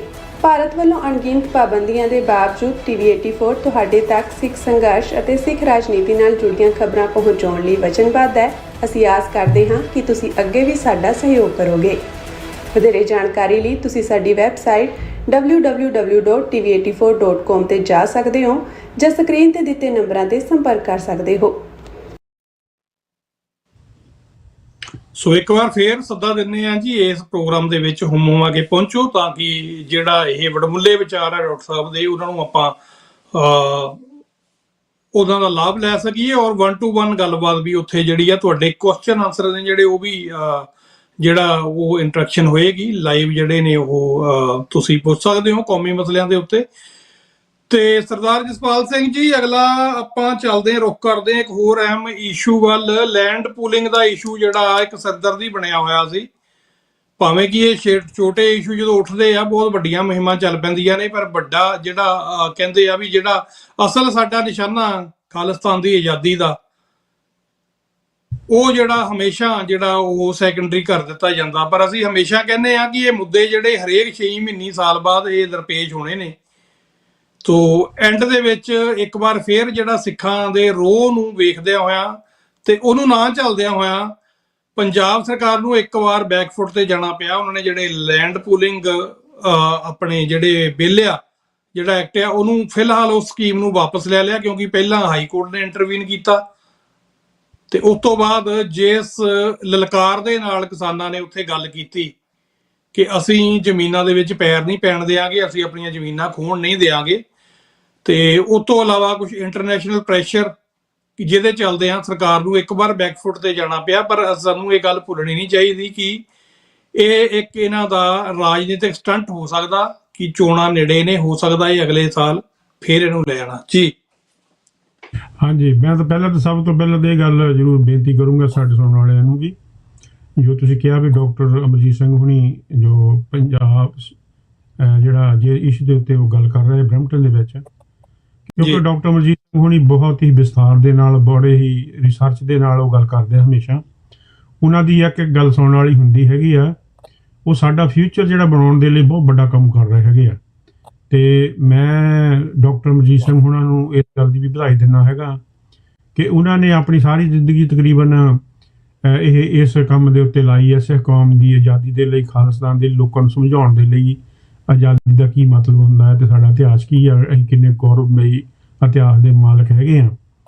ਤੇ ਮੈਂ ਹਮੇਸ਼ਾ ਜਦੋਂ ਉਹਨਾਂ ਦੀ ਗੱਲ ਸੁਣਦਾ ਹੈਗਾ ਤਾਂ ਮੇਰੇ ਬੜੀ ਮੈਨੂੰ ਖੁਸ਼ੀ ਹੁੰਦੀ ਹੈਗੀ ਆ ਵੀ ਸਿੱਖਾਂ ਦੇ ਵਿੱਚ ਇਹੋ ਜਿਹੇ ਲੋਕ ਵੀ ਬੈਠੇ ਹੈਗੇ ਆ ਜਿਹੜੇ ਸਿੱਖ ਕੌਮ ਨੂੰ ਅਗਾਂਹ ਕਰ ਰਹੇ ਹੈਗੇ ਆ। ਸਾਡੀ ਆਉਣ ਵਾਲੀਆਂ ਜਨਰੇਸ਼ਨਾਂ ਨੂੰ ਭਾਵੇਂ ਖਾਲਿਸਤਾਨ ਬਣਨ ਲਈ ਸਾਲ ਲੱਗੇ ਜਾਂ 2 ਸਾਲ ਲੱਗਣ ਜਾਂ 10 ਸਾਲ ਲੱਗਣ, ਪਰ ਜਿਸ ਤਰੀਕੇ ਦੇ ਨਾਲ ਉਹ ਗੱਲ ਕਰ ਰਹੇ ਆ, ਇੱਕ ਨਵੀਂ ਪੀੜ੍ਹੀ ਨੂੰ ਉਹ ਇੱਕ ਸਰੰਜਾਮ ਦੇ ਰਹੇ ਹੈਗੇ ਆ, ਬੜੀ ਖੁਸ਼ੀ ਹੁੰਦੀ ਹੈਗੀ ਆ।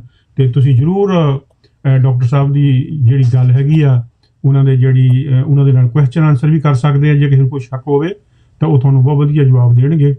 ਤੇ ਦਾਸ ਇਸ ਚੀਜ਼ ਦਾ ਤਹਿ ਦਿਲੋਂ ਧੰਨਵਾਦੀ ਹੈ ਕਿ ਉਹ ਆਪਣਾ ਨਿਊਯਾਰਕ ਤੋਂ ਸਿੱਧੇ ਇੱਥੇ ਕੈਨੇਡਾ ਦੇ ਵਿੱਚ ਜਾ ਰਹੇ ਹੈਗੇ ਆ, ਬਰੈਂਪਟਨ ਦੇ ਵਿੱਚ। ਤੇ ਸਾਨੂੰ ਜ਼ਰੂਰ ਉੱਥੇ ਜਾ ਗੱਲ ਸੁਣਨੀ ਚਾਹੀਦੀ ਹੈ। ਹਾਂਜੀ, ਆਪਾਂ ਗੱਲ ਕਰ ਰਹੇ ਸੀ ਲੈਂਡ ਪੂਲਿੰਗ ਦੀ, ਜਾਂ ਉਹਨਾਂ ਦੇ ਵੱਖ-ਵੱਖ ਇਸ਼ੂ।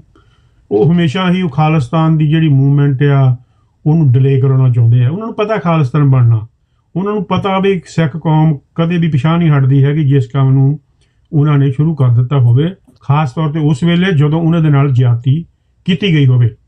ਅਸੀਂ ਮੂਗਲਾਂ ਦੀ ਵੀ ਗੱਲ ਕਰਦੇ ਹਾਂ, ਅਸੀਂ ਫਰੰਗੀਆਂ ਦੀ ਗੱਲ ਕਰਦੇ ਹਾਂ, ਬ੍ਰਿਟੇਨ ਦੀ।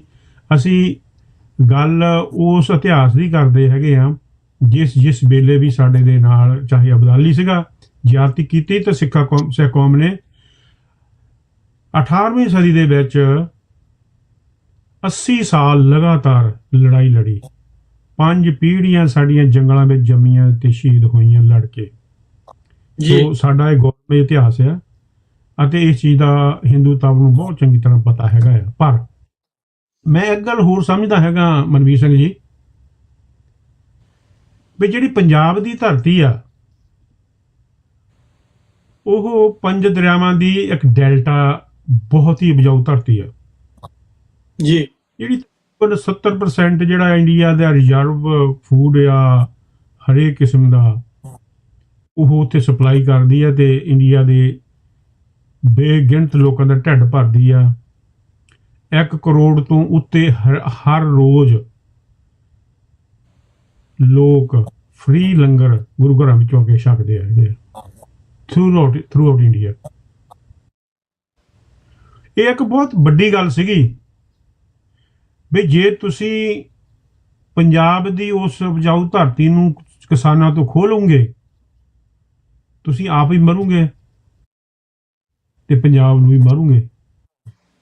ਪਰ ਹਿੰਦੂ ਤਾਂ ਵਿਪਰ ਇੰਨਾ ਕਰੂਅਲ ਆ, ਨਿਰਦਈ ਆ, ਅਵਿਸ਼ਵਾਸੀ ਆ, ਬੇਈਮਾਨ ਆ, ਕਾਤਲ ਆ,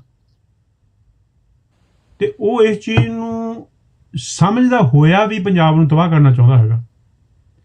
ਇਹਦੇ ਪਿੱਛੇ ਉਹਦੀ ਬਹੁਤ ਹੀ ਅਕਿਰਤਕਿਣਤਾ ਹੈਗੀ ਆ, ਕਿਉਂਕਿ ਜਦੋਂ ਵੀ ਵਿਪਰ ਨੇ ਰਾਜ ਕੀਤਾ ਹੈਗਾ, ਇਹਦੇ ਹੱਥ 'ਚ ਰਾਜ ਦੀ ਬਾਗਡੋਰ ਆਈ ਹੈਗੀ ਆ, ਐਂਡ ਤਬਾਹੀ ਤੋਂ ਬਗੈਰ ਹੋਰ ਕੁਛ ਨਹੀਂ ਕੀਤਾ ਹੈਗਾ। ਤੁਸੀਂ ਪੜ੍ਹ ਲਓ ਇਤਿਹਾਸ, ਚਾਹੇ ਉਹ ਰਾਮਚੰਦਰ ਦੇ ਵੇਲੇ ਦੀ ਗੱਲ ਹੈਗੀ ਆ, ਚਾਹੇ ਉਹ ਰਮਾਇਣ ਦੇ ਜਿਹੜੇ ਰਮਾਇਣ ਦੀ ਲੜਾਈ ਆਪਾਂ ਵੀ ਸੁਣਦੇ ਆ, ਚਾਹੇ ਉਹ ਮਹਾਭਾਰਤ ਦੀ ਲੜਾਈ ਹੈਗੀ ਆ, ਚਾਹੇ ਉਹ ਬੁੱਧ ਧਰਮ ਦੇ ਨਾਲ ਲੜਾਈ ਲੜ ਕੇ ਇਹਨਾਂ ਨੇ ਜਿਹੜਾ ਸੀ ਉਹ ਨਾਰਥ ਇੰਡੀਆ ਨੂੰ ਤਬਾਹ ਕੀਤਾ ਤੇ ਫਿਰ ਆਪ ਗੁਲਾਮ ਹੋਏ। 800 ਸਾਲ 900 ਸਾਲ ਇਹ ਗੁਲਾਮ ਰਹੇ, ਗੁਲਾਮਾਂ ਦੇ ਗੁਲਾਮ, ਅਲਤਮਸ਼ ਦੇ ਗੁਲਾਮ ਰਹੇ ਇਹ। ਤੇ ਇਹ ਚੀਜ਼ ਨੂੰ ਸਮਝਦੇ ਹੋਏ ਵੀ ਅੱਜ ਫਿਰ ਮੁੜ ਕੇ ਉਹੀ ਚੱਕਰ ਚਲਾ ਰਹੇ ਹੈਗੇ ਆ ਵੀ ਅਸੀਂ ਸਿੱਖ ਕੌਮ ਨੇ ਕਦੇ ਵੀ ਪਿਛਲੇ 500 ਸਾਲ 550 ਸਾਲ ਦੇ ਇਤਿਹਾਸ ਦੇ ਵਿੱਚ ਨਾ ਤਾਂ ਹਿੰਦੂ ਧਰਮ ਦਾ ਵਿਰੋਧ, ਉਹਦਾ ਨੁਕਸਾਨ ਕੀਤਾ ਕੋਈ, ਨਾ ਉਹਨਾਂ ਦੀ ਸਭਿਅਤਾ ਦਾ ਕੋਈ ਵਿਰੋਧ ਕੀਤਾ, ਨਾ ਹੀ ਭਾਰਤ ਦੇ ਨਾਲ ਕਦੇ ਗਦਾਰੀ ਕੀਤੀ ਹੈ। ਇਹਨਾਂ ਨੇ ਦਿੱਤਾ ਆ, ਹਮੇਸ਼ਾ ਹੀ ਦਿੱਤਾ ਆ, ਲਿਆ ਕੁਛ ਨਹੀਂ ਹੈਗਾ। ਪਰ ਹੁਣ ਲੈਣ ਦਾ ਸਮਾਂ ਆ ਗਿਆ। ਹੁਣ ਪੰਜਾਬ ਦਾ ਕਿਸਾਨ ਚਾਹੇ ਪੰਜਾਬ ਦਾ ਕਿਰਤੀ ਹੋਵੇ, ਵਪਾਰੀ ਹੋਵੇ, ਕਿਸੇ ਵੀ ਧਰਮ ਨੂੰ ਸੰਬੰਧ ਰੱਖਦਾ ਹੋਵੇ, ਹੁਣ ਉਹਨੂੰ ਇਹ ਗੱਲ ਕਰਨੀ ਹੀ ਪੈਣੀ ਹੈ ਕਿਉਂਕਿ ਦੁਨੀਆ ਦੀ ਰਾਜਨੀਤੀ ਬਹੁਤ ਬਦਲ ਗਈ ਹੈ। 5 ਆਈ ਤੇ ਨੈਟੋ ਦੇ 32 ਕੰਟਰੀ ਸਿੱਖਾਂ ਦੀ ਪ੍ਰੋਬਲਮ ਨੂੰ ਸਮਝ ਚੁੱਕੇ ਆ ਤੇ ਉਹ ਖਾਲਿਸਤਾਨ ਨੂੰ ਬਣਾਉਣ ਲਈ ਸਾਡੀ ਸਪੋਰਟ ਤੇ ਆ ਚੁੱਕੇ ਹੈਗੇ ਆ। ਇਸ ਗੱਲ ਦਾ ਹਿੰਦੂ ਤਾਂ ਮੀਡੀਆ ਨੇ ਪੰਜਾਬ ਵਿੱਚ ਭਾਵੇਂ ਸਾਡੇ ਜਿਹੜੇ ਵੀ ਹੈਗੇ ਆ ਚੈਨਲਸ ਹੈਗੇ ਆ ਜਾਂ ਫੇਸਬੁੱਕਸ ਹੈਗੀਆਂ ਆ, ਉਹਨਾਂ ਨੇ ਬੈਨ ਕੀਤੀਆਂ ਹੈਗੀਆਂ, ਉੱਥੇ ਨਹੀਂ ਜਾਂਦੇ ਸਾਡਾ ਮੈਸੇਜ। ਪਰ ਫਿਰ ਵੀ ਕਿਸੇ ਨਾ ਕਿਸੇ ਤਰੀਕੇ ਨਾਲ ਤਾਂ ਪੰਜਾਬ ਵਿੱਚ ਜਾਂਦਾ ਹੀ ਹੋਊਗਾ ਸਾਡਾ ਮੈਸੇਜ ਜੀ। ਕਿਉਂ ਲੋਕ ਚੁੱਪ ਬੈਠੇ ਆ, ਕਿਉਂ ਕੰਨਾਂ ਵਿੱਚ ਉਹਨਾਂ ਨੇ ਰੂੰ ਦਿੱਤਾ ਆ, ਕਿਉਂ ਉਹਨਾਂ ਨੂੰ ਇਹ ਸਮਝ ਨਹੀਂ ਆਉਂਦੀ ਹੈਗੀ ਵੀ ਸਾਡੇ ਨਾਲ ਕੀ ਹੋ ਰਿਹਾ ਹੈਗਾ, ਅਸੀਂ ਕਿੱਧਰ ਨੂੰ ਜਾ ਰਹੇ ਹੈਗੇ। ਸੋ ਜਿਹੜੀ ਲੈਂਡ ਪੂਲਿੰਗ ਦੀ ਕਹਾਣੀ ਆਪਾਂ ਕੀਤੀ, ਤੁਸੀਂ ਕਿਹਾ ਵੀ ਉਹਨਾਂ ਨੇ ਭਾਵੇਂ ਹੁਣ ਟਾਈਮ ਬੀਇੰਗ ਲਈ ਉਹ ਡਰ ਗਏ ਹੈਗੇ ਆ। ਦੇਖੋ ਜਿਹੜੀ ਕੱਲ ਦੀ ਕਹਾਣੀ ਚੱਲੀ ਹੈਗੀ ਆ, ਗੁਰਪ੍ਰਤਾਪ ਸਿੰਘ ਪੰਨੂ ਉਹਨਾਂ ਨੇ SFJ ਦੇ ਜਿਹੜੇ ਕੌਂਸੂਲੇਟ ਹੈਗੇ ਆ ਜੀ, ਉਹਨਾਂ ਨੇ ਬੜੀ ਸਭ ਸਪਸ਼ਟ ਸ਼ਬਦਾਂ ਦੇ ਵਿੱਚ ਇਹ ਗੱਲ ਕਹੀ ਹੈਗੀ ਆ, ਉਹਨਾਂ ਨੂੰ ਵਧਾਈ ਦਿੱਤੀ ਹੈਗੀ ਆ ਜਿਹੜੀ ਮਈ ਦੇ ਵਿੱਚ ਲੜਾਈ ਹੋਈ ਸੀ ਇੰਡੀਆ ਦੇ ਨਾਲ, ਉਹਦੇ ਵਿੱਚ ਉਹਨਾਂ ਦੀ ਜਿੱਤ ਪ੍ਰਾਪਤ ਹੋਈ ਆ। ਅਤੇ ਉਦੋਂ ਸਿੱਖਾਂ ਨੇ ਵੀ ਇਹ ਗੱਲ ਕਹੀ ਸੀਗੀ ਵੀ ਅਸੀਂ ਪਾਕਿਸਤਾਨ ਨਾਲ ਲੜਾਈ ਨਹੀਂ ਲੜਨੀ। ਸਾਡਾ ਅੱਧਾ ਇਤਿਹਾਸ, ਸਾਡੇ 1000 ਗੁਰਦੁਆਰਾ ਸਾਹਿਬ, ਗੁਰੂ ਨਾਨਕ ਸਾਹਿਬ ਦੇ 2 ਹੀ ਸਥਾਨ ਤੇ ਹੋਰ ਸਾਰੇ ਗੁਰੂਆਂ ਦੇ ਸਾਡੇ ਸੰਬੰਧਿਤ ਉੱਥੇ ਸਥਾਨ ਪਏ ਆ। ਸਾਡਾ ਇਤਿਹਾਸ ਉੱਥੇ ਪਿਆ ਸੀ, ਉਹਨਾਂ ਨਾਲ ਲੜਾਈ ਨਹੀਂ ਲੜਨੀ ਕਿਉਂਕਿ ਸਾਡੀ ਉਹਨਾਂ ਕੋਈ ਦੁਸ਼ਮਣੀ ਨਹੀਂ ਹੈਗੀ। ਜੇ ਤੁਸੀਂ ਇੰਡੀਆ ਨਾਲ ਲੜਾਈ ਲੜਨੀ ਹੈ ਲੜੋ। ਤੇ ਉਸ ਲੜਾਈ ਦੇ ਵਿੱਚ ਉਹਨਾਂ ਦੀ ਹਾਰ ਹੋਈ ਹੈ ਇੰਡੀਆ ਵਾਲਿਆਂ ਦੀ, ਉਹ ਸਾਡੇ ਸਾਹਮਣੇ ਆ, ਇੰਟਰਨੈਸ਼ਨਲ ਮੀਡੀਆ ਜਾਣਦਾ ਹੈਗਾ ਆ। ਤੇ ਅੱਜ ਜਦੋਂ ਇੰਨਾ ਉਹਨਾਂ ਦੇ ਉੱਤੇ ਪ੍ਰੈਸ਼ਰ ਪੈ ਗਿਆ ਕਿ ਤਾਂ ਪੰਜਾਬ ਦਾ ਕਿਸਾਨ ਕਹਿੰਦਾ ਸੀ ਕਿਸੇ ਦੇ 5 ਖੇਤ ਸੀ ਉਹ ਸਾਰੇ ਲੈਂਡ ਪੂਲਿੰਗ ਵਿੱਚ ਆ ਗਿਆ, ਕਿਸੇ ਦੇ 20 ਖੇਤ ਸੀ, ਕਿਸੇ ਦਾ 1.5 ਖੇਤ ਸੀ, ਕਿਸੇ ਦਾ ਘਰ ਸੀ, ਉਹਨਾਂ ਨੇ ਉਹਨੂੰ ਢਾਉਣ ਦੀ ਕੋਸ਼ਿਸ਼ ਕੀਤੀ। ਪਰ ਪੰਜਾਬ ਦੇ ਕਿਸਾਨਾਂ ਨੇ ਕਹਿਤੀ ਵੀ ਅਸੀਂ ਮਰ ਜਾਵਾਂਗੇ, ਅਸੀਂ ਇਹ ਜਿਹੜੀ ਹੈਗੀ ਹੈ ਜ਼ਮੀਨ ਜਾਇਦਾਦ ਤੁਹਾਨੂੰ ਨਹੀਂ ਦੇਵਾਂਗੇ।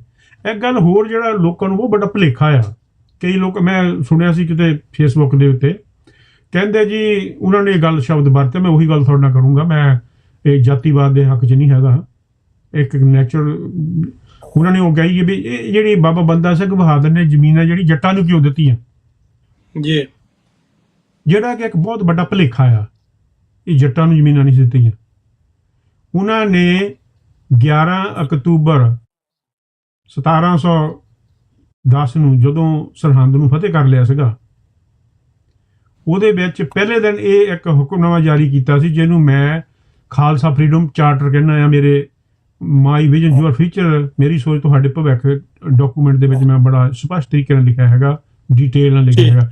ਉਹਨਾਂ ਨੇ ਇਹ ਗੱਲ ਕਹੀ ਸੀ ਵੀ ਅੱਜ ਤੋਂ ਬਾਅਦ, ਅੱਜ ਤੋਂ ਲੈ ਕੇ ਜਿਹੜਾ ਵੀ ਕੋਈ ਕਿਸਾਨ ਜ਼ਮੀਨ ਵਾਹੁੰਦਾ ਆ, ਕਾਸ਼ਤਕਾਰੀ ਕਰਦਾ ਆ, ਕੋਈ ਵਪਾਰੀ ਵਪਾਰ ਕਰਦਾ ਆ, ਕੋਈ ਸਕੂਲ ਐਜੂਕੇਸ਼ਨ ਕਰ ਰਿਹਾ ਹੈਗਾ, ਕਿਸੇ ਵੀ ਕਿਸਮ ਦਾ ਆਪਣਾ ਉਹ ਕੰਮ ਕਰ ਰਿਹਾ ਹੈਗਾ, ਅੱਜ ਤੋਂ ਬਾਅਦ ਤੁਸੀਂ ਉਸ ਧਰਤੀ ਦੇ, ਉਸ ਆਫਿਸ ਦੇ, ਉਸ ਮਦਰਸੇ ਦੇ, ਸਕੂਲ ਦੇ ਤੁਸੀਂ ਮਾਲਕ ਆ, ਤੁਸੀਂ ਮੁਗਲਾਂ ਨੂੰ ਕੋਈ ਟੈਕਸ ਨਹੀਂ ਦੇਣਾ ਹੈਗਾ। ਪਰ ਕਿਉਂਕਿ ਜੱਟ ਅਤੇ ਉਹਦੀਆਂ ਸਹਾਇਕ ਜਿਹੜੀਆਂ ਅਖੌਤੀ ਜਾਤਾਂ ਹੈਗੀਆਂ, ਉਹਨਾਂ ਦਾ ਕੰਮ ਹਮੇਸ਼ਾ ਕਰਨਾ ਰਿਹਾ ਹੈਗਾ ਤੇ ਉਹਦੇ ਵਿੱਚ ਆਟੋਮੈਟਿਕਲੀ ਮੈਜੋਰਟੀ ਜੱਟ ਹੋਣਗੇ। ਪਰ ਉਹਨਾਂ ਨੇ ਜੱਟਾਂ ਨੂੰ ਕੋਈ ਜ਼ਮੀਨ ਨਹੀਂ ਦਿੱਤੀ ਹੈਗੀ ਮਿੱਥ ਕੇ, ਕਿਉਂਕਿ ਖਾਲਸਾ ਪੰਥ ਤਾਂ ਕਦੇ ਕਰੇ ਨਹੀਂ ਹੀ ਸਕਦਾ ਹੈਗਾ। ਸੋ ਇਹ ਗੱਲ ਬੜੀ ਸਪਸ਼ਟ ਆ ਵੀ ਅਸੀਂ ਜਿਹੜੀ ਉਹ ਜ਼ਮੀਨਾਂ ਬਾਬਾ ਬੰਦਾ ਸਿੰਘ ਬਹਾਦਰ ਨੇ ਉਹ ਬਹਾਲ ਕਰਾਤੀਆਂ, ਠੀਕ ਆ, ਕਿਸਾਨਾਂ ਨੇ ਵਾਹ ਲਈਆਂ, ਮਾਲਕ ਬਣ ਗਏ। ਤੇ ਕੀ ਹੋਇਆ 7 ਸਾਲਾਂ ਬਾਅਦ ਬਾਬਾ ਬੰਦਾ ਸਿੰਘ ਬਹਾਦਰ ਅਤੇ ਉਹਦੇ ਸਾਥੀ ਸਾਰੇ ਸ਼ਹੀਦ ਹੋ ਗਏ। ਪੰਜਾਬ ਵਿੱਚੋਂ ਸਿੱਖਾਂ ਦਾ ਸੱਤਿਆਨਾਸ਼ ਮਤਲਬ ਉਹਨਾਂ ਨੇ ਖਤਮਾ ਕਰ ਦਿੱਤਾ, ਉਹਨਾਂ ਨੇ ਅਨਾਉਂਸ ਕੀਤੀ। ਤੇ ਉਹ ਤੋਂ ਬਾਅਦ 70-80 ਸਾਲ ਜਿਹੜੇ ਹੋਏ ਆ ਉਹਦੇ ਵਿੱਚ ਕਦੇ ਕਿਸਾਨਾਂ ਨੇ ਕਬਜ਼ਾ ਕੀਤਾ ਜਦੋਂ ਸਿੱਖਾਂ ਦਾ ਰਾਜ ਆਇਆ, ਤੇ ਕਦੇ ਮੁਗਲਾਂ ਨੇ ਰਾਜ ਮੁੜ ਤੋਂ ਜ਼ਮੀਨਾਂ ਖੋਹ ਲਈਆਂ। ਇਹ ਤਾਂ ਲਗਾਤਾਰ 70-80 ਸਾਲ ਸਾਡੇ ਕੰਮ ਚੱਲਦਾ ਰਿਹਾ। ਸਿਰ ਦੇ ਕੇ ਕਿਸਾਨਾਂ ਨੇ ਜ਼ਮੀਨਾਂ ਆਪਣੇ ਨਾਂ ਲਵਾਈਆਂ ਹੈਗੀਆਂ। ਇਹ ਕੋਈ ਮਾਮੂਲੀ ਗੱਲ ਨਹੀਂ ਹੈਗੀ, ਇਹ ਕੋਈ ਕਿਸੇ ਤੋਂ ਗਿਫਟ ਨਹੀਂ ਮਿਲਿਆ ਹੋਇਆ ਸਿੱਖਾਂ ਨੂੰ ਜਾਂ ਕਿਸਾਨਾਂ ਨੂੰ ਜਾਂ ਜੱਟਾਂ ਨੂੰ ਵੀ ਚਲੋ ਕਹਿ ਲਓ, ਜਾਂ ਜੱਟਾਂ ਦੀਆਂ ਜਿਹੜੀ ਸਹਾਇਕ ਜਾਤੀਆਂ ਹੈਗੀਆਂ ਜਿਹੜੀ ਕਿਸਾਨ ਜਿਹੜੀ ਖੇਤੀਬਾੜੀ ਕਰਦੀਆਂ ਹੈਗੀਆਂ ਜੀ। ਸੋ ਇਹ ਇੱਕ ਕਲੀਅਰ ਮੈਸੇਜ ਹੈਗਾ ਉਹਨਾਂ ਲੋਕਾਂ ਨੂੰ ਜਿਹੜੇ ਲੋਕ ਜਾਤੀਵਾਦ ਨੂੰ ਉਠਾਉਣਾ ਚਾਹੁੰਦੇ ਹੈਗੇ ਆ, ਜੱਟਾਂ ਦੇ ਵਿਰੁੱਧ ਬਾਕੀ ਦੀਆਂ ਜਾਤਾਂ ਨੂੰ ਕਰਨਾ ਚਾਹੁੰਦੇ ਹੈਗੇ ਆ। ਇਹ ਇੱਕ ਅਣਹੋਣੀ ਗੱਲ ਹੈਗੀ ਆ। ਸਿੱਖ ਕਦੇ ਵੀ ਇਸ ਨੂੰ ਬਰਦਾਸ਼ਤ ਨਹੀਂ ਕਰਨਗੇ, ਕਿਉਂਕਿ ਇਹ ਇਤਿਹਾਸ ਸਾਨੂੰ ਦੱਸਦਾ ਹੈਗਾ ਜਿਹੜੀ ਹੈਗੀ ਆ ਸਿੱਖ ਕੌਮ ਹੈਗੀ ਆ ਉਹ ਗੁਰੂ ਨਾਨਕ ਦੀ, ਗੁਰੂ ਗੋਬਿੰਦ ਸਿੰਘ ਮਹਾਰਾਜ ਦੀ ਕੌਮ ਪੈਦਾ ਕੀਤੀ ਹੋਈ। ਇਹ ਜਾਤੀਵਾਦ ਵਿੱਚ, ਨਸਲ ਦੇ ਵਿੱਚ, ਰੰਗ ਰੂਪ ਦੇ ਵਿੱਚ ਕੋਈ ਫਰਕ ਨਹੀਂ ਕਰਦੀ ਹੈਗੀ।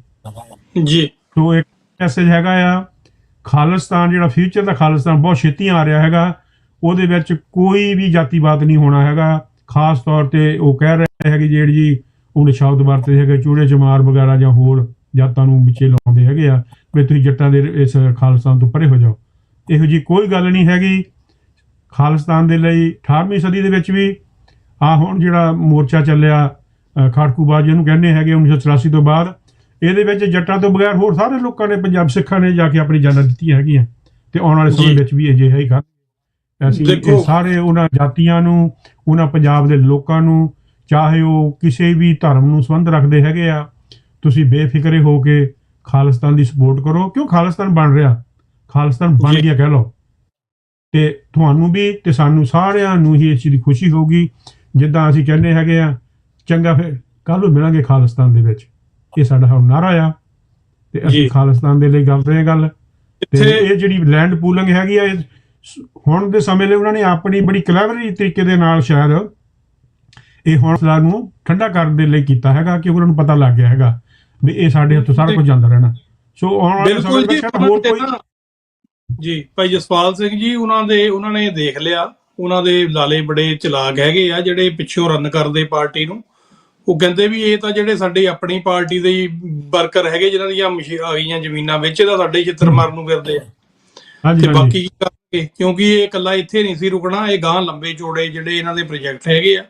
ਨਿਸ਼ਾਨਾ ਜਿਹੜਾ ਸਿੱਧੇ ਤੌਰ ਤੇ ਪੰਜਾਬ ਦੀਆਂ ਜ਼ਮੀਨਾਂ। ਔਰ ਜਿਹੜੀ ਜਾਤੀਵਾਦ ਦੀ ਤੁਸੀਂ ਗੱਲ ਕੀਤੀ ਹੈ, ਇਹ ਤਾਂ ਗੁਰੂ ਨਾਨਕ ਦਾ ਪਹਿਲਾਂ ਹੀ ਜਿਹੜਾ ਸਾਨੂੰ ਫਰਮਾਨ ਆ ਨਾ ਕਿ ਨੀਚਾ ਅੰਦਰ ਨੀਚ ਜਾਤ ਨੀਚੋ ਹੀ ਜਿਹੜਾ ਤਨੀਚ, ਉਹ ਤਾਂ ਆਪਣੇ ਆਪ ਨੂੰ ਮਤਲਬ ਉਹ ਕਹਿ ਰਹੇ ਉੱਤੇ ਹਨਾ।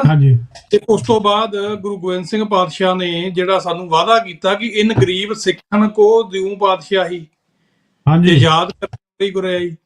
ਹਾਂਜੀ, ਤੇ ਸਿੱਖ ਕੌਣ ਆ, ਸਰਦਾਰ ਕਿਹਨੂੰ ਬਣਾਉਣਾ? ਉਹ ਕਹਿੰਦੇ ਜਿਨ ਕੀ ਜਾਤ ਬਰਨ ਕੁਲ ਮਾਹੇ। ਇਹ ਹੁਣ ਗੱਲ ਕੋਟ ਕਰਨ ਵਾਲੀ ਆ ਕਿ ਜਿਨ ਕੀ ਜਾਤ ਬਰਨ ਕੁਲ ਮਾਹੇ ਸਰਦਾਰੀ ਨਾ ਭਾਈ ਕਿਤਾਹੇ। ਇਹ ਕਿਹਨੂੰ ਸੰਬੋਧਿਤ ਹੋ ਰਹੇ ਆ? ਤਿੰਨ ਹੀ ਕੋ ਸਰਦਾਰ ਬਣਾਉ ਤਵੇ ਗੋਬਿੰਦ ਸਿੰਘ ਨਾਮ ਕਹਾਉ। ਇਹ ਜਿਹੜਾ ਜਾਤੀਵਾਦ ਸਾਡੇ ਵਿੱਚ ਧੱਕੇ ਨਾਲ ਵਾੜਿਆ ਜਾ ਰਿਹਾ ਕੁਝ ਮਨੂ ਲਵਰਸ ਵੱਲੋਂ, ਇਹ ਉਹਨਾਂ ਨੂੰ ਮੈਸੇਜ ਆ ਕਿ ਅਸੀਂ ਤਾਂ ਜਿਹੜਾ ਉਹ ਹੈਗੇ ਹੀ ਉਹਨਾਂ ਚੋਂ ਆ। ਡਾਕਟਰ ਸਾਹਿਬ ਕਹਿੰਦੇ ਹੁੰਦੇ ਕਿ 6 of the Dalits for the Dalits by the Dalits, ਹਨਾ ਜੀ। ਸਿੱਖ ਜਿਹੜੇ ਆ ਅਸੀਂ ਤਾਂ ਹੈ ਹੀ ਉਸ ਧਰਤੀ ਦੇ ਜਾਏ ਪੁੱਤਰ ਆ। ਸਾਡੇ 'ਚ ਜਾਤ ਪਾਤ ਆ ਜਿਹੜੀ, ਇਹਦਾ ਕਲੰਕ ਜਿਹੜਾ ਇਹਦਾ ਜਿਹੜਾ ਨਿਸ਼ਾਨ ਮਿਟਾਉਣ ਨੂੰ ਬੜੀ ਲੰਬੀ ਲੜਾਈ ਆ, ਜਿਹੜੀ ਬੜੀ ਲੰਬੀ ਘਾਲਣਾ ਸਾਡੇ ਗੁਰੂਆਂ ਨੇ ਜਿਹੜੀ ਆ ਉਹ ਘਾਲੀ ਆ। ਤੇ ਭਰਾਵੋ, ਜੇ ਕੋਈ ਬੰਦਾ ਜਾਤ ਦਾ ਗਮਾਨ ਕਰਦਾ ਜਾਂ ਜਾਤ ਕਰਕੇ ਹੀਣ ਭਾਵਨਾ ਰੱਖਦਾ ਤਾਂ ਤੁਸੀਂ ਸਿੱਖੀ ਫਲਸਫੇ ਨੂੰ ਹਜੇ ਸਮਝ ਨਹੀਂ ਸਕੇ। ਤੇ ਤੁਹਾਨੂੰ ਲੋੜ ਆ ਵੀ ਸਮਾਜਿਕ ਮੁੱਦਿਆਂ ਦੇ ਵਿੱਚ ਪੈਣ ਤੋਂ ਪਹਿਲਾਂ ਸਿੱਖੀ ਫਲਸਫੇ ਨੂੰ ਸਮਝੋ, ਤਾਂ ਕਿ ਸਾਨੂੰ ਸਟਾਂਸ ਦਾ ਪਤਾ ਲੱਗ ਸਕੇ ਵੀ ਸਿੱਖੀ ਖੜੀ ਕਿੱਥੇ ਆ। ਔਰ ਮੈਂ ਹੋਰ ਵੀ ਆਪਣੇ ਦਰਸ਼ਕਾਂ ਨੂੰ, ਸਰੋਤਿਆਂ ਨੂੰ ਵੀ ਬੇਨਤੀ ਕਰਨੀ ਚਾਹੁੰਦਾ ਵੀ ਤੁਸੀਂ ਦੇਖੋ ਕਿਸੇ ਦੀਆਂ ਗੱਲਾਂ ਨਾ ਜਿਹੜੀਆਂ ਹੁਣ ਅੱਜ ਕੱਲ੍ਹ ਜ਼ਮਾਨਾ ਹੈਗਾ ਸੋਸ਼ਲ ਮੀਡੀਆ ਦਾ, ਹਰ ਬੰਦਾ ਪੱਤਰਕਾਰ ਆ, ਹਰ ਬੰਦਾ ਜਰਨਲਿਸਟ ਆ, ਹਰ ਬੰਦਾ ਜਿਹੜਾ ਉਹ ਸਕੋਲਰ ਬਣੀ ਫਿਰਦਾ ਨਾ।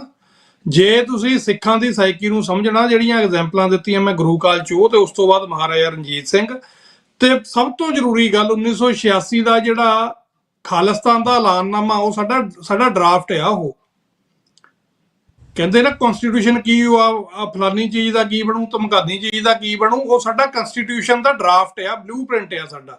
ਜੇ ਕਿਸੇ ਨੂੰ ਇਹ ਭੁਲੇਖਾ ਹੋਵੇ ਕਿ ਪਤਾ ਨਹੀਂ ਸਿੱਖਾਂ ਨੇ ਕਿਹੋ ਜਿਹਾ ਰਾਜ ਭਾਗ ਬਣਾ ਲੈਣਾ ਆ, ਉਹ ਜਿਹੜਾ ਖਾਲਿਸਤਾਨ ਦਾ ਐਲਾਨਨਾਮਾ ਆ, ਠੀਕ ਆ, ਸਮਾਂ ਰਹਿੰਦੇ ਹੋਏ ਉਹਦੇ 'ਚ ਕਾਫੀ ਸਾਰੇ ਸਾਨੂੰ ਹੋਰ ਉਹਦੇ 'ਚ ਜਿਹੜੇ ਆ ਉਹ ਬਦਲਾਵ ਕਰਨੇ ਪੈ ਸਕਦੇ ਆ, ਪਰ ਸਾਡਾ ਇੱਕ ਬਲੂ ਪ੍ਰਿੰਟ ਆ ਜਿਹੜਾ ਉਹ ਬਲੂ ਪ੍ਰਿੰਟ ਆ ਸਾਡਾ, ਵੀ ਸਾਡਾ ਕਨਸਟੀਟਿਊਸ਼ਨ ਕਿਹੋ ਜਿਹਾ ਹੋਊਗਾ ਤੇ ਦੁਨੀਆ ਨੂੰ ਅਸੀਂ ਕੀ ਜਿਹੜਾ ਡਿਲੀਵਰ ਕਰਾਂਗੇ। ਅਸੀਂ ਇਹ ਨਹੀਂ ਵੀ ਖਾਲਿਸਤਾਨ ਬਣ ਕੇ ਅਸੀਂ ਅਮੀਰ ਹੋ ਜਾਣਾ ਜਾਂ ਅਸੀਂ ਬਹੁਤ ਪ੍ਰੋਸਪਰ ਹੋ ਜਾਣਾ। ਸਾਡਾ ਏਜੰਡਾ ਇਹ ਆ ਵੀ ਅਸੀਂ ਵਰਲਡ ਨੂੰ ਕੀ ਡਿਲੀਵਰ ਕਰਾਂਗੇ, ਤੇ ਉਹ ਸਾਰਾ ਕੁਝ ਤੁਹਾਨੂੰ ਉਸ ਦੇ ਵਿੱਚ ਜਿਹੜਾ ਮਿਲੂਗਾ। ਉਸ ਤੋਂ ਬਾਅਦ ਆਪਣਾ ਭਾਈ ਜਸਪਾਲ ਸਿੰਘ ਉਹਨਾਂ ਦਾ ਜਿਹੜਾ ਆਪਣਾ ਕਿਤਾਬ ਜਿਹਦੀ ਇਹ ਗੱਲ ਕਰਦੇ ਆ, ਇੱਕ ਤਾਂ ਰਿਪਬਲਿਕ ਆਫ ਖਾਲਿਸਤਾਨ ਆ, ਇੱਕ ਮਾਈ ਕੰਟਰੀ ਜਿਹੜਾ ਮਾਈ ਵਿਜ਼ਨ ਆਪਣਾ ਹੈਗਾ ਇਹਨਾਂ ਦਾ, ਮਾਈ ਵਿਜ਼ਨ ਯੂਅਰ ਫਿਊਚਰ।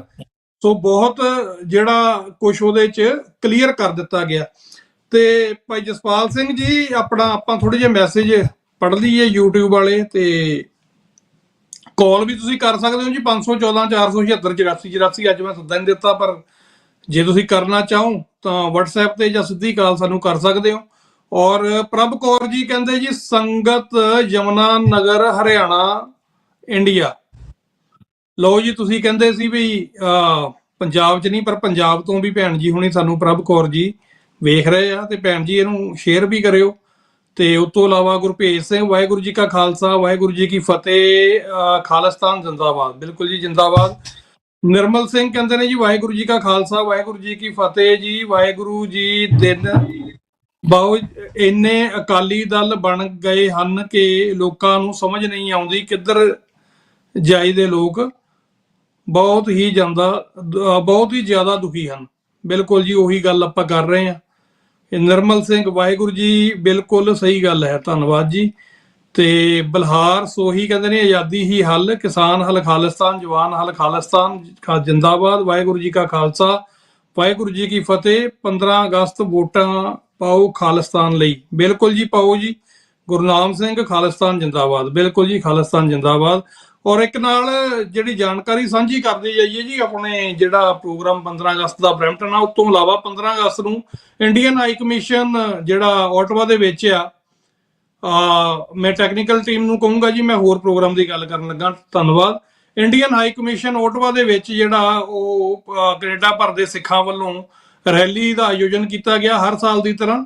ਸੋ ਇਹ ਜਿਹੜੀ ਹੈ ਜੀ 15 ਅਗਸਤ ਬਲੈਕ ਡੇ ਰੈਲੀ ਆ, ਇਹਦੇ ਵਿੱਚ ਤੁਸੀਂ ਮੌਂਟਰੀਅਲ ਤੋਂ ਜਾਣ ਲਈ ਜਿਹੜਾ ਉਹ ਖਾਸ ਗੁਰੂ ਘਰਾਂ ਦੇ ਵਿੱਚੋਂ ਬੱਸਾਂ ਦਾ ਪ੍ਰਬੰਧ ਹੈ, ਤੇ ਤੁਸੀਂ ਆਪਣੇ ਆਪਣੇ ਨਜ਼ਦੀਕੀ ਗੁਰੂ ਘਰ ਨੂੰ ਕੰਟੈਕਟ ਕਰ ਸਕਦੇ ਹੋ ਜੀ। ਖਾਸ ਕਰਕੇ ਗੁਰਦੁਆਰਾ ਗੁਰੂ ਨਾਨਕ ਦਰਬਾਰ ਲਸਾਲ, ਪਾਰਕ ਐਕਸ ਹਡਸਨ, ਇੱਥੇ ਤੁਸੀਂ ਪ੍ਰਬੰਧਕਾਂ ਨੂੰ ਕਾਲ ਕਰਕੇ ਆਪਣੀ ਸੀਟ ਜਿਹੜੀ ਆ ਉਹ ਰਿਜ਼ਰਵ ਕਰਾ ਸਕਦੇ ਹੋ। ਔਰ ਵਰਲਡ ਸਿੱਖ ਪਾਰਲੀਮੈਂਟ ਵੱਲੋਂ ਅਸੀਂ ਤੁਹਾਨੂੰ ਇਹ ਸੁਨੇਹਾ ਦਿੰਦੇ ਹਾਂ, ਇਨਕਰੇਜ ਕਰਦੇ ਹਾਂ ਕਿ ਇਹਨਾਂ ਪ੍ਰੋਗਰਾਮਾਂ ਦੇ ਵਿੱਚ ਵੱਧ ਚੜ੍ਹ ਕੇ ਆਪਾਂ ਜਿਹੜਾ ਉਹ ਪਹੁੰਚੀਏ, ਆਪਣੀ ਹਾਜ਼ਰੀ ਲਵਾਈਏ। ਤੇ ਬੱਸਾਂ ਜਿਹੜੀਆਂ ਗੁਰਦੁਆਰਾ ਸਾਹਿਬਾਨਾਂ ਤੋਂ ਸਵੇਰੇ 10 ਵਜੇ ਚੱਲਣਗੀਆਂ, ਤੇ 12 ਵਜੇ ਤੋਂ ਲੈ ਕੇ ਤੇ 1-2 ਵਜੇ ਤੱਕ, ਜਿਹੜਾ 3 ਵਜੇ ਤੱਕ ਇਹ ਪ੍ਰੋਗਰਾਮ ਹਮੇਸ਼ਾ ਚੱਲਦਾ। ਇਸ ਪ੍ਰੋਗਰਾਮ ਦੇ ਵਿੱਚ ਤੁਹਾਡੀ ਸ਼ਮੂਲੀਅਤ ਦੀ ਲੋੜ ਆ। ਸੋ ਵੱਧ ਚੜ੍ਹ ਕੇ ਮੌਂਟਰੀਅਲ ਤੋਂ ਬੱਸਾਂ ਜਿਹੜੀਆਂ ਉਹ ਤੁਹਾਨੂੰ ਦੱਸਤੀਆਂ, ਲਸਾਲ ਤੋਂ, ਪਾਰਕ ਐਕਸ ਤੋਂ ਤੇ ਹਡਸਨ ਤੋਂ ਤੁਸੀਂ ਪ੍ਰਬੰਧਕ ਸੱਜਣਾ ਨੂੰ ਜਿਹੜੇ ਆ ਉਹ ਕੰਟੈਕਟ ਕਰ ਸਕਦੇ ਹੋ। ਔਰ ਉਸ ਤੋਂ ਇਲਾਵਾ ਆਟਵਾ ਦੀ ਲੋਕਲ ਸੰਗਤ ਆ ਜਿਹੜੀ, ਉਹ ਵੀ ਜ਼ਰੂਰ ਪਹੁੰਚੇ, ਤੇ ਜਿਹੜੇ ਵੀਰ ਭੈਣਾਂ ਆਪਣੀ ਕਨਵੈਂਸ ਦੇ ਉੱਤੇ ਪਹੁੰਚ ਸਕਦੇ ਉਹ ਵੀ ਜ਼ਰੂਰ ਪਹੁੰਚਣ। ਔਰ ਟੋਰਾਂਟੋ ਵਾਲਿਆਂ ਨੂੰ ਥੋੜਾ ਜਿਹਾ ਦੂਰ ਪੈ ਜਾਂਦਾ, ਇਸ ਲਈ ਟੋਰਾਂਟੋ ਵਾਲਿਆਂ ਨੇ ਆਮ ਸ਼ੋਰ ਮੇਰੇ ਕੋਲ ਹੈ ਕੋਈ ਇਨਫੋਰਮੇਸ਼ਨ ਨਹੀਂ, ਬਟ ਉਹਨਾਂ ਨੇ ਟੋਰਾਂਟੋ ਦੇ ਕੌਂਸੂਲੇਟ ਦੇ ਉੱਤੇ ਜ਼ਰੂਰ ਜਿਹੜਾ ਉੱਥੇ ਪ੍ਰੋਗਰਾਮ ਰੱਖਿਆ ਹੋਊਗਾ। ਔਰ ਦੁਨੀਆ ਭਰ ਦੇ ਵਿੱਚ ਇਹ ਵਰਲਡ ਸਿੱਖ ਪਾਰਲੀਮੈਂਟ ਵੱਲੋਂ ਵੀ ਸੱਦਾ ਜੀ ਅਸੀਂ ਦੇ ਦਈਏ ਕਿ ਦੁਨੀਆ ਭਰ ਦੇ ਵਿੱਚ ਜਿੱਥੇ ਵੀ ਪ੍ਰੋਗਰਾਮ ਲਿਖੇ ਜਾਂਦੇ ਨੇ, ਵੀ ਜਿਸ ਵੀ ਜਿਹੜਾ ਉਹ ਧੜੇ ਵੱਲੋਂ ਜਾਂ ਜਿਸ ਵੀ, ਕਿਉਂਕਿ ਸਾਰੇ ਹੀ ਜਿਹੜੇ ਨੇ ਜਥੇਬੰਦੀਆਂ ਸਾਰੀਆਂ ਸਤਿਕਾਰਤ ਨੇ, ਸਾਰੇ ਹੀ ਕੌਮ ਦੀ ਆਜ਼ਾਦੀ ਲਈ ਕੰਮ ਕਰ ਰਹੇ ਨੇ। ਸੋ ਇੱਥੇ ਤੁਸੀਂ ਬੈਨਰ ਨਾ ਦੇਖਿਆ ਕਰੋ ਵੀ ਕਿਹੜੇ ਬੰਦਿਆਂ ਦਾ ਜਾਂ ਕਿਹੜੇ ਪ੍ਰੋਗਰਾਮ ਦਾ ਬੈਨਰ ਆ। ਤੁਸੀਂ ਇਹਨਾਂ ਪ੍ਰੋਗਰਾਮਸ ਨੂੰ ਐਨਕਰੇਜ ਕਰੋ ਔਰ ਉੱਥੇ ਵੱਧ ਚੜ੍ਹ ਕੇ ਸ਼ਮੂਲੀਅਤ ਕਰੋ, ਤਾਂ ਕਿ ਅਸੀਂ ਜਿਹੜਾ 1 ਮਿਲੀਅਨ ਸਿੱਖਾਂ ਦੀਆਂ ਲਾਸ਼ਾਂ ਤੇ ਬਣਿਆ ਹੋਇਆ ਜਿਹੜਾ ਮੁਲਕ ਹੈ, ਇਹਦੀਆਂ ਜਿਹੜੀਆਂ ਹਰਕਤਾਂ ਨੇ, ਉਸ ਤੋਂ ਬਾਅਦ ਜਿਹੜਾ ਇਹਦਾ ਜੁਰਮ ਹਜੇ ਤੱਕ ਜਾਰੀ ਹੈ, ਉਹਨੂੰ ਬੇਨਕਾਬ ਕਰ ਸਕੀਏ। ਤੇ ਜੁਰਮ ਦੀ ਇੱਕ ਹੋਰ ਦਾਸਤਾਂ ਆਪਣਾ ਭਾਈ ਜਸਪਾਲ ਸਿੰਘ ਜੀ, ਤਾਜੀ ਘਟਨਾ, ਜਸ਼ਨਪ੍ਰੀਤ ਸਿੰਘ ਨਾਮੀ ਜਿਹੜਾ ਨੌਜਵਾਨ ਆ, ਸਾਨੂੰ ਉਹਨੂੰ ਪੁਲਿਸ ਨੇ ਸਿਰਫ ਇਸ ਲਈ ਗੋਲੀ ਮਾਰ ਦਿੱਤੀ ਉੱਥੇ ਇੰਡੀਅਨ ਪੁਲਿਸ ਨੇ ਕਿ ਇਹ ਖਾਲਿਸਤਾਨ ਜਿੰਦਾਬਾਦ ਦਾ ਨਾਰਾ ਲਿਖ ਰਿਹਾ ਸੀ ਕਿਸੇ ਕੰਧ ਦੇ ਉੱਤੇ। ਸੋ ਇਹ ਦੱਸੋ ਹੀ ਵੀ ਗੁਲਾਮੀ ਇਸ ਤੋਂ ਵੱਧ ਹੋਰ ਕਿਵੇਂ ਡਿਸਕ੍ਰਾਈਬ ਕੀਤੀ ਜਾ ਸਕਦੀ ਹੈ, ਵੀ ਕੰਧ ਤੇ ਕੋਈ ਬੰਦਾ ਕੁਝ ਲਿਖ ਰਿਹਾ ਜਿਹੜਾ ਗੈਰ ਕਾਨੂੰਨੀ ਵੀ ਹੈ ਨਹੀਂ, ਤੇ ਉਹਨੂੰ ਗੋਲੀ। ਦੇਖੋ ਜੀ, ਇਹ ਲੋਕ ਜਦੋਂ ਵੀ ਮੋਦੀ ਬਾਹਰ ਜਾਂਦਾ ਕਹਿੰਦਾ ਜੀ ਅਸੀਂ ਤਾਂ ਡੈਮੋਕ੍ਰੈਟਿਕ ਆ, ਉੱਥੇ ਲੋਕਤੰਤਰ ਦਾ ਰਾਜ ਆ, ਅਸੀਂ ਤਾਂ ਧਰਮ ਨਿਰਪੇਖ ਆ, ਜੇ ਜਿੰਨਾ ਝੂਠ ਤੂਫਾਨ ਇਹ ਇਸ ਵੇਲੇ ਬੋਲ ਰਹੇ ਹੈਗੇ ਆ, ਉਹ ਹੁਣ ਸਾਰਾ ਸਾਹਮਣੇ ਜਗ ਜ਼ਾਹਰ ਹੋ ਚੁੱਕਾ ਹੈਗਾ। ਮੈਂ ਇੱਥੇ ਕੋਟ ਕਰੂੰਗਾ ਬਈ ਹਰੀ ਰਾਮ ਗੁਪਤਾ ਨੇ ਆਪਣੇ ਇਤਿਹਾਸ ਦੀ ਜਿਹੜੀ 3ਜੀ ਵੋਲੀਅਮ ਹੈ ਉਹਦੇ ਵਿੱਚ ਉਹਨਾਂ ਨੇ ਲਿਖਿਆ ਹੈਗਾ ਬਈ ਜਿਹੜੇ ਸਿੱਖ ਸੀਗੇ ਜੀ, ਉਹ 1720 ਤੋਂ 2021 ਤੋਂ ਲੈ ਕੇ 1739-40 ਤੱਕ ਮੁਗਲਾਂ ਵੱਲੋਂ ਲੜਦੇ ਰਹੇ, ਸਿੱਖਾਂ ਨੂੰ ਖਤਮ ਕਰ ਦਿੱਤਾ ਗਿਆ ਸੀਗਾ। ਪਰ ਐਟ ਦੀ ਐਂਡ ਉਹ ਲਿਖਦਾ ਹੈਗਾ, ਅਬਦਾਲੀ ਨੂੰ ਵੀ ਸਾਰਾ ਕੁਝ ਪੜ੍ਹ ਕੇ ਦੇਖ ਕੇ ਕਹਿੰਦਾ ਵੀ ਜਿਹੜੇ ਪੰਜਾਬ ਦੇ ਸਿੱਖ ਸੀਗੇ ਇਹ ਧਰਤੀ ਦੇ ਪੁੱਤ ਸੀਗੇ। ਉਹ ਕਹਿੰਦਾ ਵੀ ਪੁੱਤ ਬਣਨ ਦੇ ਲਈ ਉੱਥੇ ਜੰਮਣਾ ਹੀ ਨਹੀਂ ਇਕੱਲਾ ਪੈਂਦਾ ਹੈਗਾ, ਪਰ ਉਹ ਪੁੱਤ ਬਣਨ ਦੇ ਲਈ ਆਪਣੀ ਮਾਂ ਧਰਤੀ ਨੂੰ ਸੁਰੱਖਿਅਤ ਕਰਨ ਲਈ ਉਹਦੀ ਇੱਜ਼ਤ ਬਚਾਉਣ ਲਈ ਘੋੜਿਆਂ ਦੀਆਂ ਟਾਪਾਂ ਉਸ ਵੇਲੇ ਸੀ, ਅੱਜ ਤਾਂ ਚਲੋ ਟੈਂਕ ਤੇ ਬੰਬ ਵਗੈਰਾ ਬਣ ਗਏ ਹੈਗੇ ਆ, ਵੀ ਉਹਨਾਂ ਤੋਂ ਬਚਾਉਣ ਦੇ ਲਈ ਖੂਨ ਦੇਣਾ ਪੈਂਦਾ ਆ। ਕਹਿੰਦਾ ਜੀ। ਉਹਦਾ ਕਾਰਨ ਇਹ ਆ, ਫਿਰ ਨਤੀਜਾ ਕੀ ਨਿਕਲਦਾ ਸੀਗਾ ਵੀ ਸਿੱਖ ਛੋਟੇ ਜਥਾ ਹੀ ਜਾ ਕੇ ਜਦੋਂ ਮੁਗਲਾਂ ਤੇ ਅਬਦਾਲੀਆਂ ਦਾ ਮੁਕਾਬਲਾ ਕਰਦਾ ਸੀਗਾ, ਵੱਡੇ ਜਥੇ ਦਾ, ਵੱਡੀ ਫੌਜ ਦਾ, ਤਾਂ ਸਿੱਖ ਦੇਖ ਕੇ ਨੱਠ ਜਾਂਦੇ ਸੀਗੇ ਤੇ ਉੱਪਰ ਦੀ ਹੋ ਕੇ ਉਹਨਾਂ ਨੂੰ ਬਲੇਮਾ ਪਾ ਕੇ ਉਹਨਾਂ ਤੇ ਹਮਲਾ ਕਰਕੇ ਨੁਕਸਾਨ ਕਰਕੇ ਨੱਠ ਜਾਂਦੇ ਸੀਗੇ। ਇਹ ਗਰੀਲਾ ਵਾਰਫੇਅਰ ਸੀਗੀ। ਜੀ ਤੇ ਕਹਿੰਦਾ ਵੀ ਉਹ ਅਬਦਾਲੀ ਤੇ ਮੁਗਲ ਟੋਲਦੇ ਰਹਿੰਦੇ ਸੀ, ਪਰ ਉਹਨਾਂ ਨੂੰ ਉਹ ਸਿੱਖ ਲੱਭਦੇ ਨਹੀਂ ਸੀਗੇ, ਕਿਉਂਕਿ ਧਰਤੀ ਮਾਂ ਉਹਨਾਂ ਨੂੰ ਆਪਣੀ ਬੁੱਕਲ ਵਿੱਚ ਲੈ ਲੈਂਦੀ ਸੀਗੀ। ਇਹ ਸੀ ਪੁੱਤ ਬਣਦਾ। 100 ਸਾਲ ਇਹ ਪੁੱਤ ਬਣ ਦੇ ਉੱਤੇ ਸਿੱਖਾਂ ਨੇ ਬੇਸ਼ੁਮਾਰ ਕੁਰਬਾਨੀਆਂ ਕੀਤੀਆਂ। ਪੰਜਾਬ ਦੀ ਧਰਤੀ ਨੂੰ ਲਹੂ ਲੁਹਾਨ ਆਪਣੇ ਲਹੂ ਨਾਲ ਕੀਤਾ, ਤੇ ਫਿਰ ਉਹ ਧਰਤੀ ਮਾਂ ਕਿਉਂ ਨਾ ਸਿੱਖਾਂ ਦਾ ਰੱਖਿਆ ਕਰਦੀ। ਸੋ ਜੀ ਇੱਕ ਸਮਾਂ ਸੀਗਾ ਜਦੋਂ ਅਸੀਂ ਐਡੀਆਂ ਕੁਰਬਾਨੀਆਂ ਕੀਤੀਆਂ। ਮਹਾਰਾਜਾ ਰਣਜੀਤ ਸਿੰਘ ਨੇ ਰਾਜ ਕੀਤਾ, ਖਾਲਸਾ ਦਰਬਾਰ ਲਾਹੌਰ, ਮਾਲਵੇ ਦੀਆਂ ਰਿਆਸਤਾਂ ਨੂੰ ਚਲੋ ਅਸੀਂ ਗਿਣ ਲੈਂਦੇ ਹਾਂ ਵਿੱਚ। ਉਹ ਸਾਰਾ ਕੁਝ ਜਦੋਂ ਐਡਾ ਵੱਡਾ ਇਹਨਾਂ ਨੇ ਇੱਕ ਸਲਤਨਤ ਪੈਦਾ ਕਰ ਦਿੱਤੀ, ਤਾਂ ਫਿਰ ਇੱਕ ਸੁਪਰ ਪਾਵਰ ਬਣ ਗਈ 18ਵੀਂ ਸਦੀ 19ਵੀਂ ਸਦੀ ਦੇ ਵਿੱਚ। ਤੇ ਭਾਰਤ ਦੇ ਵੱਖ-ਵੱਖ ਹਿੱਸਿਆਂ ਦੇ ਵਿੱਚ, ਚਾਹੇ ਉਹ ਹੈਦਰਾਬਾਦ ਦੀ ਰਿਆਸਤ ਸੀਗੀ, ਚਾਹੇ ਉਹ ਪਿਸ਼ਾਵਰ ਦਾ ਸੂਬਾ ਸੀ ਉਸ ਵੇਲੇ, ਚਾਹੇ ਟੀਪੂ ਸੁਲਤਾਨ ਸੀ, ਜਾਂ ਮਰਾਠੇ ਸੀਗੇ, ਜਾਂ ਕੋਈ ਹੋਰ ਧਿਰ ਸੀਗੀ, ਜਦੋਂ ਵੀ ਉਹਨਾਂ ਦੇ ਉੱਤੇ ਉਹਨਾਂ ਦੇ ਰਾਜਿਆਂ ਮਹਾਰਾਜਿਆਂ ਨੂੰ ਆਪਣੀ ਸੁਰੱਖਿਆ ਦੇ ਲਈ ਕਿਸੇ ਦੀ ਲੋੜ ਪਈ, ਤਾਂ ਉਹਨਾਂ ਨੇ ਸਿਰਫ ਇੱਕ ਨੂੰ ਸੱਦਿਆ। ਉਹ ਕੌਣ ਸੀ? ਲਾਹੌਰ ਨੂੰ ਸੁਨੇਹਾ ਭੇਜਿਆ ਵੀ ਸਾਡੀ ਆ ਕੇ ਰੱਖਿਆ ਕਰੋ, ਅਸੀਂ ਨਹੀਂ ਤਾਂ ਸਾਡਾ ਰਾਜ ਇਹ ਬਗਾਵਤ ਵਾਲੇ ਖੋਹ ਲੈਣਗੇ ਤੇ ਸਾਡਾ ਰਾਜ ਖਤਮ ਹੋ ਜਾਊਗਾ। ਰਣਜੀਤ ਸਿੰਘ ਨੇ ਆਪਣੀਆਂ ਫੌਜਾਂ, ਖਾਲਸਾ ਫੌਜਾਂ ਭੇਜੀਆਂ, ਹੈਦਰਾਬਾਦ ਭੇਜੀਆਂ। ਉਹਦੇ ਨਿਸ਼ਾਨ ਅੱਜ ਸਾਡੇ ਕੋਲ ਪਏ ਹੈਗੇ ਆ। ਜਿਹੜਾ ਹਜੂਰ ਸਾਹਿਬ ਦੇ ਜਿਹੜਾ ਵੱਡਾ ਗੁਰਦੁਆਰਾ ਕੰਪਲੈਕਸ ਹੈਗਾ ਜਾਂ ਧਰਤੀ ਹੈਗੀ ਆ, ਉਹ ਸਾਨੂੰ ਉਸ ਵੇਲੇ ਉਹਨਾਂ ਨੇ ਦਿੱਤੀ ਤੇ ਉੱਥੇ ਫੌਜਾਂ ਰਹੀਆਂ। ਤੇ ਅੱਜ ਜੇ ਅਸੀਂ ਅਮਰੀਕਾ ਦੀ ਗੱਲ ਕਰਦੇ ਹਾਂ, ਅਮਰੀਕਾ ਇਸ ਵੇਲੇ ਸੁਪਰ ਪਾਵਰ ਆ। ਅਮਰੀਕਾ ਅਤੇ ਸਿੱਖ ਦੋਵੇਂ ਜਣੇ 18ਵੀਂ ਸਦੀ ਦੇ ਐਂਡ ਤੱਕ ਲੜਦੇ ਸੀ ਆਪਣੀ ਆਜ਼ਾਦੀ ਦੇ ਲਈ, ਪਰ ਸਿੱਖ ਆਜ਼ਾਦ ਹੋ ਕੇ ਸੁਪਰ ਪਾਵਰ ਹੋ ਕੇ ਫਿਰ ਮੁੜ ਕੇ ਗੁਲਾਮ ਹੋ ਗਿਆ ਸਾਡੀ ਆਪਣੀ ਅਣਗਹਿਲੀ ਕਾਰਨ। ਪਰ 1806 ਚ ਆਜ਼ਾਦ ਹੋਇਆ ਜਿਹੜਾ ਅਮਰੀਕਾ ਸੀਗਾ, ਉਹ ਅੱਜ ਸੁਪਰ ਪਾਵਰ ਬਣ ਗਿਆ। ਤੇ ਉਹਦੀ ਉਹ ਲਿਆਕਤ ਆ, ਉਹਦੀ ਸੋਚ ਆ।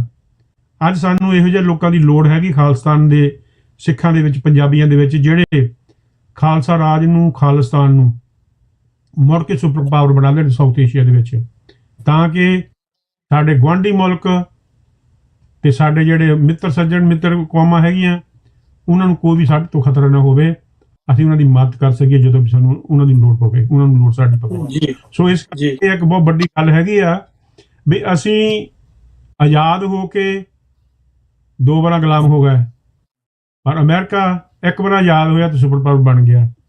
ਅੱਜ ਸਾਨੂੰ ਇਸ ਚੀਜ਼ ਦੇ ਉੱਤੇ ਕੰਮ ਕਰਨ ਦੀ ਲੋੜ ਹੈਗੀ ਆ ਤੇ ਸਾਨੂੰ ਵੱਧ ਚੜ੍ਹ ਕੇ ਕੰਮ ਕਰਨਾ ਚਾਹੀਦਾ। ਸਾਡੀ ਨੌਜਵਾਨ ਪੀੜ੍ਹੀ ਜਿਹੜੀ ਵਿਦੇਸ਼ਾਂ ਵਿੱਚ, ਹੁਣ ਤਾਂ ਪੰਜਾਬ ਦੇ ਵਿੱਚ ਵੀ ਐਜੂਕੇਸ਼ਨ ਦਾ ਕੋਈ ਘਾਟਾ ਨਹੀਂ ਹੈਗਾ, ਇਹ ਨਹੀਂ ਹੈਗੀ ਹਾਲੇ ਵੀ ਉੱਥੇ ਐਜੂਕੇਸ਼ਨ ਨਹੀਂ ਹੈਗੀ, ਪਰ ਉਹ ਇੰਨੀ ਰਿਪਰੈਸ਼ਨ ਦੇ ਵਿੱਚ ਆ ਚੁੱਕੇ ਹੈਗੇ ਆ ਵੀ ਉਹਨਾਂ ਨੂੰ ਸੋਚਣ ਦਾ ਸਮਾਂ ਹੀ ਨਹੀਂ ਦਿੰਦੇ ਹੈਗੇ। ਕਦੇ ਕੋਈ ਇਸ਼ੂ ਉਠਾ ਲੈਂਦਾ ਹਿੰਦੂਤਾ, ਕਦੇ ਕੋਈ ਉਠਾ ਲੈਂਦਾ ਹੈਗਾ। ਆ ਮੁੰਡਾ ਜਸ਼ਨਪ੍ਰੀਤ ਸਿੰਘ ਦੀ ਤੁਸੀਂ ਗੱਲ ਕੀਤੀ ਹੈਗੀ ਆ, ਉਹ ਖਾਲਿਸਤਾਨ ਦਾ ਨਾਅਰਾ ਲਿਖਣ ਕਰਕੇ ਉਹਨੂੰ ਗੋਲੀ ਮਾਰ ਕੇ ਸ਼ਹੀਦ ਕਰ ਦਿੱਤਾ ਜਾਂਦਾ ਹੈਗਾ। ਇਦੋਂ ਵੱਡਾ ਹੋਰ ਨਹੀਂ ਪਤਾ ਜੀ ਲਿਖਿਆ ਵੀ ਹੈ ਕਿ ਨਹੀਂ ਲਿਖਿਆ, ਕਿ ਉਦਾਂ ਹੀ ਕਹਿ ਦਿੱਤਾ। ਹਾਂਜੀ ਜੀ। ਤੋ ਇਸ ਕਰਕੇ ਇਸ ਵਰਲਡ ਵਾਈਡ ਜਿਹੜੀ ਸਾਡੀ ਸਿੱਖ ਕਮਿਊਨਿਟੀ ਵੱਸਦੀ ਹੈਗੀ, ਸਿੱਖ ਕੌਮ ਵੱਸਦੀ ਹੈਗੀ ਆ, ਉਹਨਾਂ ਨੂੰ ਵਿਚਾਰਾਂ ਦੇ ਅਧੀਨ ਇੱਕੋ ਵਿਚਾਰ ਹੋਣਾ ਚਾਹੀਦਾ ਸਾਡਾ, ਆਜ਼ਾਦੀ। ਅਸੀਂ ਬਾਹਰ ਬੈਠੇ ਲੋਕ ਕੱਲ ਨੂੰ ਜਦੋਂ ਅਸੀਂ ਖਾਲਿਸਤਾਨ ਵਿੱਚ ਇੱਕ ਦੂਜੇ ਨੂੰ ਮਿਲਾਂਗੇ ਤਾਂ ਸਾਨੂੰ ਬੜੀਆਂ ਇਸ ਚੀਜ਼ ਦੀਆਂ ਖੁਸ਼ੀਆਂ ਹੋਣਗੀਆਂ ਤੇ ਗੁਰੂ ਨਾਨਕ ਗੁਰੂ ਗੋਬਿੰਦ ਸਿੰਘ ਖੁਸ਼ ਹੋਣਗੇ। ਉੱਥੇ ਜ਼ਰੂਰ ਜਿੱਥੇ ਅਸੀਂ ਗੁਲਾਮ ਆ, ਉੱਥੇ ਖਾਲਿਸਤਾਨ ਜਿੰਦਾਬਾਦ ਲਿਖਣ ਕਰਕੇ ਜਾਂ ਉਹਦਾ ਬਹਾਨਾ ਬਣਾ ਕੇ ਗੋਲੀ ਮਾਰ ਦਿੱਤੀ ਗਈ ਆ ਨੌਜਵਾਨ ਨੂੰ। ਪਰ ਇੱਥੇ ਅਮਰੀਕਾ ਦੇ ਵਿੱਚ ਆਉਣ ਵਾਲੀ 15 ਅਗਸਤ ਨੂੰ ਵਾਸ਼ਿੰਗਟਨ DC ਦੇ ਵਿੱਚ ਜਿਹੜੀ ਭਾਰਤੀ ਕਤਲਗਾਹ ਆ, ਭਾਰਤੀ ਸਫਾਰਤਖਾਨਾ, ਉਹਨੂੰ 6 ਫॉर ਜਸਟਿਸ ਦੇ ਹੋਰ ਸਹਿਯੋਗੀ ਜਥੇਬੰਦੀਆਂ ਜਿਹੜੀਆਂ ਉਹ ਘੇਰਨਗੇ ਤੇ ਉੱਥੇ ਤਿਰੰਗਾ ਦਹਨ ਉਹ ਕਹਿੰਦੇ ਕੀਤਾ ਜਾਏਗਾ ਜੀ। ਸੋ ਉੱਥੇ ਵੀ 6 ਫॉर ਜਸਟਿਸ ਦੀ ਟੀਮ ਵੱਲੋਂ ਜਾਂ ਹੋਰ ਜਿਹੜੀਆਂ ਬਾਕੀ ਦੀਆਂ ਯੂਐਸ ਦੇ ਵਿੱਚ ਆਜ਼ਾਦੀ ਲਈ ਕੰਮ ਕਰ ਰਹੀਆਂ ਮੁਹਿੰਮਾਂ ਚਲਾ ਰਹੀਆਂ ਹੋਰ ਤਨਜ਼ੀਮਾਂ ਨੇ ਜਾਂ ਹੋਰ ਜਥੇਬੰਦੀਆਂ ਨੇ, ਪੰਥ ਵੱਲੋਂ ਜੇ ਅਸੀਂ ਸਾਰਾਂਸ਼ ਕਰਨਾ ਹੋਵੇ ਗੱਲ ਦਾ ਤਾਂ ਪੰਥ ਵੱਲੋਂ ਇਹ ਅਪੀਲ ਹੈ ਕਿ ਤੁਸੀਂ ਅੰਬੈਸੀ ਜਿਹੜੀ ਆ ਅਮਰੀਕਾ ਦੀ ਰਾਜਧਾਨੀ ਦੇ ਵਿੱਚ ਵਾਸ਼ਿੰਗਟਨ ਡੀਸੀ ਦੇ ਵਿੱਚ 15 ਅਗਸਤ ਨੂੰ ਪਹੁੰਚ ਕੇ ਤੇ ਆਪਣੇ ਆਜ਼ਾਦੀ ਪਸੰਦ ਭਰਾਵਾਂ ਦਾ ਜਿਹੜਾ ਉਹ ਸਾਥ ਦਿਓ। ਤੇ ਉਸ ਮੁਹਿੰਮ ਦੇ ਵਿੱਚ 6 ਫॉर ਜਸਟਿਸ ਦੇ ਕਾਰਕੁਨ ਨੇ ਜਿਹੜੇ ਉਹ ਕਹਿੰਦੇ ਅਸੀਂ ਤਿਰੰਗਾ ਝੰਡਾ ਫੂਕਾਂਗੇ, ਜਿਹਨੇ ਰੋਕਣਾ ਰੋਕ ਲਓ। ਤੇ ਉਹਦੇ ਨਾਲ ਨਾਲ ਉਸ ਤੋਂ 2 ਦਿਨ ਬਾਅਦ ਦਾ ਮੌਲ ਜਗ੍ਹਾ ਦਾ ਨਾਂ ਆ, ਇਹ ਜਗ੍ਹਾ ਜਿਹੜੀ ਆ ਵਾਈਟ ਹਾਊਸ ਤੇ ਪਾਰਲੀਮੈਂਟ ਜਿਹੜੀ ਅਮਰੀਕਾ ਦੀ ਆ ਉਹਦੇ ਅਮਰੀਕਨ ਜਿਹੜਾ ਕਾਂਗਰਸ ਹਾਊਸ ਆ ਉਹਦੇ ਗਲਿਆਰਿਆਂ ਦੇ ਵਿੱਚ ਜਗ੍ਹਾ ਪੈਂਦੀ ਆ। ਉੱਥੇ ਖਾਲਿਸਤਾਨ ਦੀ ਆਜ਼ਾਦੀ ਨੂੰ ਲੈ ਕੇ ਰੈਫਰੈਂਡਮ ਜਿਹੜਾ ਵਾਸ਼ਿੰਗਟਨ ਡੀਸੀ ਦੇ ਵਿੱਚ ਜਿਹੜਾ ਸਰਕਾਰੀ ਜ਼ਮੀਨ ਦੇ ਉੱਤੇ ਉਹ ਹੋਣ ਜਾ ਰਿਹਾ 17 ਅਗਸਤ ਨੂੰ। ਤਾਂ ਉੱਥੇ ਵੀ ਸਾਡੇ ਵੱਲੋਂ ਅਪੀਲ ਆ ਕਿ ਆਪਣੀ ਵੋਟ ਦਾ ਜਿਹੜਾ ਇਸਤੇਮਾਲ ਆਪਣੇ ਕੌਮੀ ਘਰ ਦੀ ਆਜ਼ਾਦੀ ਦੇ ਲਈ। ਗੱਲਾਂ ਦੋ ਹੋਣਗੀਆਂ ਕਿ ਤੁਸੀਂ ਪੰਜਾਬ ਨੂੰ ਇੱਕ ਵੱਖਰਾ ਮੁਲਕ ਦੇਖਣਾ ਚਾਹੁੰਦੇ ਹੋ, ਹਾਂ ਜਾਂ ਨਾ। ਤੋ ਫੈਸਲਾ ਤੁਸੀਂ ਆਪ ਕਰਨਾ ਜੀ। ਸੱਦਾ ਜਿਹੜਾ ਉਹ ਪੰਥ ਵੱਲੋਂ ਆ, ਆਰਗੇਨਾਈਜ਼ ਕਰ ਰਹੀ ਹੈ 6 ਫॉर ਜਸਟਿਸ, ਕਿ ਤੁਸੀਂ ਵਾਸ਼ਿੰਗਟਨ ਡੀਸੀ ਦੇ ਵਿੱਚ ਦਾ ਮਾਲ ਦੇ ਉੱਤੇ ਪਹੁੰਚ ਕੇ ਆਜ਼ਾਦੀ ਦੀ ਇਸ ਮੁਹਿੰਮ ਦਾ ਜਿਹੜਾ ਆਪਣਾ ਬਣਦਾ ਯੋਗਦਾਨ ਆ ਉਹ ਜ਼ਰੂਰ ਪਾਓ। ਤੇ ਭਾਈ ਜਸਪਾਲ ਸਿੰਘ ਜੀ, ਅਖੀਰ ਦੇ ਵਿੱਚ ਕੋਈ ਗੱਲਬਾਤ ਜਿਹੜੀ ਮੇਰੇ ਕੋਲ ਰਹਿ ਗਈ ਹੋਵੇ ਕਰਨੀ ਤੇ ਤੁਸੀਂ ਸਾਂਝੀ ਕਰਨੀ ਚਾਹੋ ਤੇ ਆਪਾਂ ਫਿਰ ਕੰਕਲੂਡ ਗੱਲ ਆਪਾਂ ਜ਼ਰੂਰ ਕਰਨੀ ਹੈਗੀ ਆ ਵੀ ਸਿਰਫ ਪੰਜਾਬ ਦੇ ਭਾਰਤ ਦੇ ਸਿੱਖਾਂ ਨੂੰ ਇਹ ਦੱਸਣ ਦੇ ਲਈ ਕਿ ਸਿੱਖਾਂ ਦੀ ਚੜ੍ਹਦੀ ਕਲਾ ਹੋ ਰਹੀ ਹੈਗੀ ਆ ਹਰੇਕ ਪਾਸੇ ਤੋਂ ਜੀ। ਤੇ ਖਾਲਿਸਤਾਨ ਦੀ ਮੂਵਮੈਂਟ ਬਹੁਤ ਤੇਜ਼ੀ ਦੇ ਨਾਲ ਅੱਗੇ ਵੱਧ ਗਈ। ਕਿਸੇ ਸਮੇਂ ਵੀ ਮੈਂ ਕਹਿੰਦਾ ਕਿਸੇ ਸਮੇਂ ਵੀ ਖਾਲਿਸਤਾਨ ਅਨਾਉਂਸ ਹੋ ਸਕਦਾ ਹੈਗਾ। ਉਹਦੀ ਸਰਹੱਦਾਂ ਦੇ ਸਾਨੂੰ ਬੈਠਣ ਲਈ ਮਜਬੂਰ ਉਹਨਾਂ ਨੂੰ ਕਰਨਾ ਪਊਗਾ। ਪਰ ਇੱਕ ਗੱਲ ਜਿਹੜੀ ਮੈਂ ਹੋਰ ਕਹਿਣੀ ਚਾਹੁੰਦਾ ਇਹ ਹੈਗੀ ਆ ਵੀ 2019 ਦੇ ਵਿੱਚ ਸਲੋ ਗੁਰਦੁਆਰੇ ਦੇ ਵਿੱਚ ਕਾਨਫਰੰਸ ਦੇ ਸਮੇਂ ਕੋਈ ਟਾਈਮਸ ਆਫ ਇੰਡੀਆ ਸੀ ਸ਼ਾਇਦ ਕੋਈ ਜਰਨਲਿਸਟ ਸੀਗੀ, ਉਹਨੇ ਜਾ ਕੇ ਸ਼ਿਕਾਇਤ ਕਰਤੀ ਸੀ ਵੀ ਚੈਰਿਟੀ ਕਮਿਸ਼ਨ ਨੂੰ ਵੀ ਇਹ ਖਾਲਿਸਤਾਨ ਦੀਆਂ ਗੱਲਾਂ ਕਰਦੇ ਗੁਰਦੁਆਰਿਆਂ ਦੇ ਵਿੱਚ ਨਹੀਂ ਹੋਣੀ ਚਾਹੀਦੀਆਂ।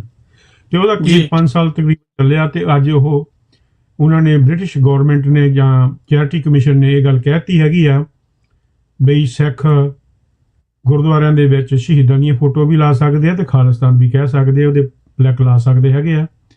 ਅਨਲੈਸ ਮਤਲਬ ਉਹਨਾਂ ਨੇ ਕੋਈ ਇਹੋ ਜਿਹੀ ਡਿਟੇਲ ਨਹੀਂ ਦਿੱਤੀ ਹੈਗੀ। ਉਹਨਾਂ ਨੇ ਕਿਹਾ ਵੀ ਤੁਸੀਂ ਅਲਾਉਡ ਆ। ਸੋ ਇੱਕ ਬਹੁਤ ਵੱਡੀ ਗੱਲ ਹੈਗੀ ਆ। ਅਸੀਂ ਕਈ ਵਾਰ ਬਿਨਾਂ ਸੋਚੇ ਸਮਝ ਤੋਂ ਗੱਲ ਕਹਿ ਦਿੰਦੇ ਆ ਬਈ ਜੀ ਸਾਡੀ ਮੂਵਮੈਂਟ ਦਾ ਵਿੱਚ ਕੁਝ ਹੋ ਨਹੀਂ ਰਿਹਾ ਹੈਗਾ। ਮੂਵਮੈਂਟ ਬੜੀ ਲਗਾਤਾਰ ਵੱਧ ਰਹੀ ਹੈ ਉਧਰ ਨੂੰ ਖਾਲਿਸਤਾਨ ਵੱਲੋਂ। ਹੁਣ ਵੈਸਟਰਨ ਕੰਟਰੀਆਂ ਇਸ ਚੀਜ਼ ਨੂੰ ਸਮਝ ਚੁੱਕੀਆਂ ਹੈਗੀ, ਜਿੱਦਾਂ ਆਪਾਂ ਪਹਿਲਾਂ ਵੀ ਕਈ ਵਾਰ ਕਹਿ ਚੁੱਕੇ ਹਾਂ। ਤੇ ਖਾਲਿਸਤਾਨ ਜਿਹੜਾ ਹੈਗਾ ਆ ਉਹ ਕੱਲ੍ਹ ਨੂੰ ਬਣ ਜਾਣਾ ਹੈਗਾ। ਸੋ ਤਕੜੇ ਹੋਵੋ, ਆਪਣੀ ਸਿੱਖੀ ਨੂੰ ਕਾਇਮ ਰੱਖੋ, ਆਪਣੀਆਂ ਸਿਹਤਾਂ ਨੂੰ ਕਾਇਮ ਰੱਖੋ, ਆਪਣੇ ਘਰ ਪਰਿਵਾਰ ਨੂੰ ਕਾਇਮ ਰੱਖੋ, ਖੁਸ਼ੀਆਂ ਮਾਣੋ ਜੀ। ਸੋ ਟੀਮ ਨੂੰ ਮੈਂ ਬੇਨਤੀ ਕਰਦਾ ਜੀ ਇੱਕ ਵਾਰ ਜਿਹੜੀ ਆਪਣੀ ਟੀਵੀ 84 ਦੀ ਐਪ ਲਾਂਚ ਤੇ ਵੈਬਸਾਈਟ ਲਾਂਚ ਦੀ ਐਡ ਆ ਇੱਕ ਵਾਰੀ ਫੇਰ ਚਲਾ ਦਿਓ। ਤੇ ਇਹ ਪ੍ਰੋਗਰਾਮ ਜਿਹੜਾ ਆਉਣ ਵਾਲੀ 15 ਅਗਸਤ ਨੂੰ ਸ਼ੁੱਕਰਵਾਰ ਨੂੰ ਟੋਰਾਂਟੋ ਦੇ ਵਿੱਚ ਹੋਣ ਜਾ ਰਿਹਾ, ਬਰੈਂਪਟਨ ਦੇ ਵਿੱਚ ਜਿਹੜਾ ਗੋਰਮੈਡੋ ਰੋਡ ਆ city centre Brampton city centre, ਉਹਦੇ 'ਚ ਹਾਲ ਨੰਬਰ 2 ਹੈਗਾ ਜੀ। ਤੇ ਉੱਥੇ doctor Amarjeet Singh director Khalistan fair centres ਔਰ ਸੰਚਾਲਕ ਟੀਵੀ 84 ਚੇਚੇ ਤੌਰ ਤੇ ਪਹੁੰਚ ਰਹੇ ਨੇ, ਜਿੱਥੇ ਉਹ ਟੀਵੀ 84 ਦੀ ਐਪ ਤੇ ਨਵੀਂ ਵੈਬਸਾਈਟ ਆ ਜਿਹੜੀ ਉਹ ਲਾਂਚ ਕਰਨਗੇ। ਉਹਦੇ ਨਾਲ ਨਾਲ ਜਿਸ ਵਿਸ਼ੇ ਤੇ ਉਹਨਾਂ ਦਾ ਲੈਕਚਰ ਹੋਏਗਾ Sikhs and India past present and future. So ਉੱਥੇ ਤੁਸੀਂ 1 to 1 ਕੋਈ ਸਵਾਲ ਜਵਾਬ ਆ ਉਹ ਵੀ ਡਾਕਟਰ ਸਾਹਿਬ ਨਾਲ ਕਰ ਸਕਦੇ ਹੋ, ਮੁਹਿੰਮ ਬਾਰੇ ਕਿ ਮੁਹਿੰਮ ਕਿਉਂ ਜ਼ਰੂਰੀ ਆ, ਇਹਦੇ ਲਈ ਕੀ ਕਰਨਾ ਚਾਹੀਦਾ ਉਹਦੇ ਬਾਰੇ। ਤੇ ਜੇ ਤੁਸੀਂ ਸੋਚਦੇ ਹੋ ਕਿ ਇਹ ਮੁਹਿੰਮ ਦੀ ਲੋੜ ਨਹੀਂ, ਉੱਥੇ ਸਾਰਾ ਕੁਝ ਠੀਕ ਆ, ਤੁਸੀਂ ਫੇਰ ਵੀ ਸਾਡੇ ਨਾਲ ਗੱਲ ਕਰ ਸਕਦੇ ਹੋ। ਤੁਹਾਨੂੰ ਵੀ ਖੁੱਲਾ ਸੱਦਾ ਹੈਗਾ, ਕਿਉਂਕਿ ਖਾਲਿਸਤਾਨ ਦੇ ਵਿੱਚ ਜਾਂ ਖਾਲਿਸਤਾਨ ਪੱਖੀ ਪ੍ਰੋਗਰਾਮਾਂ ਦੇ ਵਿੱਚ ਜਿਹੜੀ ਰਾਈਟ ਆਫ ਐਕਸਪ੍ਰੈਸ਼ਨ ਆ, ਫਰੀडम ਆਫ ਐਕਸਪ੍ਰੈਸ਼ਨ ਆ, ਉਹਨੂੰ ਕੁਚਲਿਆ ਨਹੀਂ ਜਾਂਦਾ, ਉਹਨੂੰ ਬਰਾਬਰ ਦੀ ਜਗ੍ਹਾ ਦਿੱਤੀ ਜਾਂਦੀ ਹੈ। ਸੱਭਿਅਕ ਭਾਸ਼ਾ ਦੇ ਵਿੱਚ ਤੁਸੀਂ ਕੋਈ ਵੀ ਸਵਾਲ ਸਾਨੂੰ ਸਪੋਰਟ ਜਾਂ ਅਪੋਜ਼ ਜਿਹੜਾ ਉਹ ਕਰ ਸਕਦੇ ਹੋ। ਸਾਡੇ ਕਿਸੇ ਵੀ ਪ੍ਰੋਗਰਾਮ ਦੇ ਵਿੱਚ ਵੀ, ਈਵਨ ਇਸ ਪ੍ਰੋਗਰਾਮ ਦੇ ਵਿੱਚ ਵੀ ਜੇ ਤੁਹਾਡੇ ਵਿਚਾਰ ਸਾਡੇ ਤੋਂ ਵੱਖ ਨੇ ਤੇ ਤੁਸੀਂ ਸਾਨੂੰ ਕਾਲ ਐਨੀ ਟਾਈਮ ਕਰ ਸਕਦੇ ਹੋ। ਤੁਹਾਨੂੰ ਵੀ ਅਸੀਂ ਪੂਰਾ ਸਮਾਂ ਦੇਵਾਂਗੇ। ਜੇ ਤੁਸੀਂ ਸਾਡੇ ਕਿਸੇ ਸਪੀਕਰ ਦੀ ਗੱਲ ਨਾਲ, ਸਾਡੇ ਕਿਸੇ ਗੈਸਟ ਦੀ ਗੱਲ ਦੇ ਨਾਲ ਸਹਿਮਤ ਨਹੀਂ ਤਾਂ ਅਸੀਂ ਤੁਹਾਨੂੰ ਵੀ ਮੌਕਾ ਦੇਵਾਂਗੇ, ਆਓ ਸਾਡੇ ਨਾਲ ਬੈਠੋ, ਪਰ ਆਪਣੀ ਆਇਡੈਂਟੀਟੀ ਦੱਸ ਕੇ, ਕਿਉਂਕਿ ਅੱਜ ਕੱਲ ਜੋ ਸੋਸ਼ਲ ਮੀਡੀਆ ਤੇ ਚੱਲ ਰਿਹਾ ਵੀ ਦੱਸਣਾ ਹੈ ਨਹੀਂ ਕੌਣ ਆ ਤੇ ਐਵੇਂ ਰੌਲਾ ਪਾਈ ਜਾਣਾ, ਉਹ ਨਹੀਂ ਅਸੀਂ ਇਨਕਰੇਜ ਕਰਦੇ। ਪਰ ਕੋਈ ਵੀ ਕਿਸੇ ਵੀ ਧਿਰ ਦਾ ਨੁਮਾਇੰਦਾ ਜਿਹੜਾ ਸਾਡੀਆਂ ਗੱਲਾਂ ਤੋਂ ਸਹਿਮਤ ਨਹੀਂ, ਅਸੀਂ ਪੂਰਾ ਸਮਾਂ ਦੇਵਾਂਗੇ, ਸਾਡੇ ਨਾਲ ਬੈਠੋ, ਗੱਲ ਕਰੋ ਤੇ ਆਪਾਂ ਕਿਸੇ ਨਾ ਕਿਸੇ ਸਿੱਟੇ ਤੇ ਜ਼ਰੂਰ ਪਹੁੰਚਾਂਗੇ। ਸੋ ਭਾਈ ਜਸਪਾਲ ਸਿੰਘ ਜੀ, ਤੁਹਾਡਾ ਵੀ ਔਰ ਸਾਡੇ ਪਿਆਰੇ ਪਿਆਰੇ ਦਰਸ਼ਕਾਂ ਦਾ, ਸਰੋਤਿਆਂ ਦਾ ਵੀ ਬਹੁਤ ਬਹੁਤ ਧੰਨਵਾਦ। ਸੋ ਕੱਲ ਦੇ ਪ੍ਰੋਗਰਾਮ ਦੇ ਵਿੱਚ ਆਪਾਂ ਜਿਹੜਾ ਵੈਨਕੂਵਰ ਦੇ ਵਿੱਚ ਇੱਕ ਨਵਾਂ ਮਸਲਾ ਉੱਠਿਆ ਜੀ, ਇੱਕ ਮਿਊਜ਼ੀਅਮ ਬਣਨਾ, ਤੇ ਉਹ ਹੁਣ ਰੌਲਾ ਪੈ ਗਿਆ ਕਿ ਸਾਊਥ ਏਸ਼ੀਅਨ ਬਣਾਇਆ ਜਾਵੇ, ਮਿਊਜ਼ੀਅਮ ਦਾ ਨਾਂ ਰੱਖਿਆ ਜਾਵੇ, ਪਰ ਸਿੰਘ ਕਹਿ ਰਹੇ ਨੇ ਕਿ ਨਹੀਂ ਜੀ, ਸਾਊਥ ਏਸ਼ੀਅਨ ਨਾਲ ਸਿੱਖਾਂ ਦਾ ਕੀ ਮਤਲਬ ਹੈ? ਉਹ ਸਿੱਖ ਮਿਊਜ਼ੀਅਮ ਹੋਵੇ ਜਾਂ ਫਿਰ ਤੁਸੀਂ ਕਿਸੇ ਹੋਰ ਕਮਿਊਨਿਟੀ ਨੂੰ ਡੈਡੀਕੇਟ ਕਹਿ ਦਿਓ। ਅਸੀਂ ਹੁਣ ਮਲਗੋਬਾ ਜਿਹੜਾ ਉਹ ਨਹੀਂ ਚਾਹੁੰਦੇ। ਖਾਲਸੇ ਦੀ ਹਸਤੀ ਜਿਹੜੀ ਆ ਉਹ ਨਿਆਰੀ ਆ, ਸਾਡਾ ਜਿਹੜਾ ਨਿਆਰਾਪਨ ਆ ਉਹਨੂੰ ਉਸੇ ਤਰ੍ਹਾਂ ਰਿਸਪੈਕਟ ਕੀਤਾ ਜਾਣਾ ਚਾਹੀਦਾ। ਸੋ ਇਹ ਸਾਰੇ ਗੱਲਬਾਤ ਦੇ ਉੱਤੇ ਅਸੀਂ ਕੋਸ਼ਿਸ਼ ਕਰਾਂਗੇ ਕੱਲ ਨੂੰ ਵੈਨਕੂਵਰ ਤੋਂ ਕੋਈ ਨਾ ਕੋਈ ਕੌਮੀ ਹਸਤੀ, ਤੇ ਵੈਸੇ ਤਾਂ ਡਾਕਟਰ ਗੁਰਵਿੰਦਰ ਸਿੰਘ ਸਾਡੇ ਨਾਲ ਹੁੰਦੇ ਨੇ ਹਰੇਕ ਮੰਗਲਵਾਰ, ਤੇ ਪਿਛਲੇ ਮੰਗਲਵਾਰ ਕੁਝ ਉਹ ਸਾਡੀ ਕੋਰਟ ਡੇਟ ਕਰਕੇ ਉਹ ਥੋੜਾ ਜਿਹਾ ਅਸੀਂ ਰਹਿ ਗਿਆ ਸੀ। ਤੋਂ ਧੰਨਵਾਦ ਜੀ, ਤੁਹਾਨੂੰ ਵੀ ਮੈਂ ਹੋਲਡ ਕੀਤਾ ਹੈ, ਬਹੁਤ ਬਹੁਤ ਧੰਨਵਾਦ। ਤੇ ਕੱਲ ਨੂੰ ਵਾਹਿਗੁਰੂ ਜੀ ਨੇ ਆਪਣੇ ਪੈਰਾਂ ਤੇ ਖਲੋਣ ਦਾ ਜਿਹੜਾ ਬਲ ਬਖਸ਼ਿਆ ਤੇ ਸਵਾਸਾਂ ਦੀ ਲੜੀ ਇਸੇ ਤਰ੍ਹਾਂ ਚੱਲਦੀ ਰਹੀ, ਕੱਲ ਨੂੰ ਫੇਰ ਹਾਜ਼ਰ ਹੋਵਾਂਗੇ ਜੀ। ਵਾਹਿਗੁਰੂ ਜੀ ਕਾ ਖਾਲਸਾ, ਵਾਹਿਗੁਰੂ ਜੀ ਕੀ ਫਤਿਹ। ਤੁਹਾਡੇ ਵਿਸ਼ਵਾਸ ਅਤੇ ਸਹਿਯੋਗ ਸਦਕਾ TV 84 ਇੱਕ ਕਦਮ ਅੱਗੇ ਵਧਾਉਂਦਿਆਂ ਲਾਂਚ ਕਰਨ ਜਾ ਰਿਹਾ ਹੈ TV 84 ਦੀ ਵੈਬਸਾਈਟ ਅਤੇ ਐਪ, ਜਿੱਥੇ ਤੁਹਾਨੂੰ ਜਾਣਕਾਰੀ ਮਿਲੇਗੀ ਦੁਨੀਆ ਭਰ ਵਿੱਚ ਚੱਲਦੇ ਸਿੱਖ ਸੰਘਰਸ਼ ਅਤੇ ਸੰਘਰਸ਼ ਨਾਲ ਜੁੜੀਆਂ ਘਟਨਾਵਾਂ ਬਾਰੇ। ਇਹ ਐਪ ਅਤੇ ਵੈਬਸਾਈਟ 15 ਅਗਸਤ ਦਿਨ ਸ਼ੁੱਕਰਵਾਰ ਸ਼ਾਮ 5 ਵਜੇ ਗੌਰਮਿਡੋਜ਼ ਕਮਿਊਨਿਟੀ ਸੈਂਟਰ ਬਰੈਂਪਟਨ ਵਿਖੇ ਲਾਂਚ ਕੀਤੇ ਜਾਣਗੇ, ਜਿੱਥੇ ਖਾਲਿਸਤਾਨ ਅਫੇਅਰ ਸੈਂਟਰ ਦੇ ਸੰਚਾਲਕ ਡਾਕਟਰ ਅਮਰਜੀਤ ਸਿੰਘ ਵਿਸ਼ੇਸ਼ ਤੌਰ ਤੇ ਸਿੱਖ ਰਾਜ ਖਾਲਿਸਤਾਨ ਸੰਘਰਸ਼ ਦੇ ਮੌਜੂਦਾ ਹਾਲਾਤਾਂ ਸਮੇਤ ਬੀਤੇ ਵਰ੍ਹਿਆਂ ਤੋਂ ਸੇਧ ਲੈਂਦਿਆਂ ਭਵਿੱਖ ਦੇ ਸੰਘਰਸ਼ ਦੀ ਰਣਨੀਤੀ ਬਾਰੇ ਅਤੇ ਹਿੰਦੂ ਹਕੂਮਤ ਦੀਆਂ ਸਾਜ਼ਿਸ਼ਾਂ ਬਾਰੇ ਗੱਲਬਾਤ ਕਰਨਗੇ। ਭਾਰਤ ਵੱਲੋਂ ਅਣਗਿਣਤ ਪਾਬੰਦੀਆਂ ਦੇ ਬਾਵਜੂਦ TV 84 ਤੁਹਾਡੇ ਤੱਕ ਸਿੱਖ ਸੰਘਰਸ਼ ਅਤੇ ਸਿੱਖ ਰਾਜਨੀਤੀ ਨਾਲ ਜੁੜੀਆਂ ਖਬਰਾਂ ਪਹੁੰਚਾਉਣ ਲਈ ਵਚਨਬੱਧ ਹੈ। ਅਸੀਂ ਆਸ ਕਰਦੇ ਹਾਂ ਕਿ ਤੁਸੀਂ ਅੱਗੇ ਵੀ ਸਾਡਾ ਸਹਿਯੋਗ ਕਰੋਗੇ। ਵਧੇਰੇ ਜਾਣਕਾਰੀ ਲਈ ਤੁਸੀਂ ਸਾਡੀ ਵੈਬਸਾਈਟ www.tv84.com ਤੇ ਜਾ ਸਕਦੇ ਹੋ ਜਾਂ ਸਕਰੀਨ ਤੇ ਦਿੱਤੇ ਨੰਬਰਾਂ ਤੇ ਸੰਪਰਕ ਕਰ ਸਕਦੇ ਹੋ।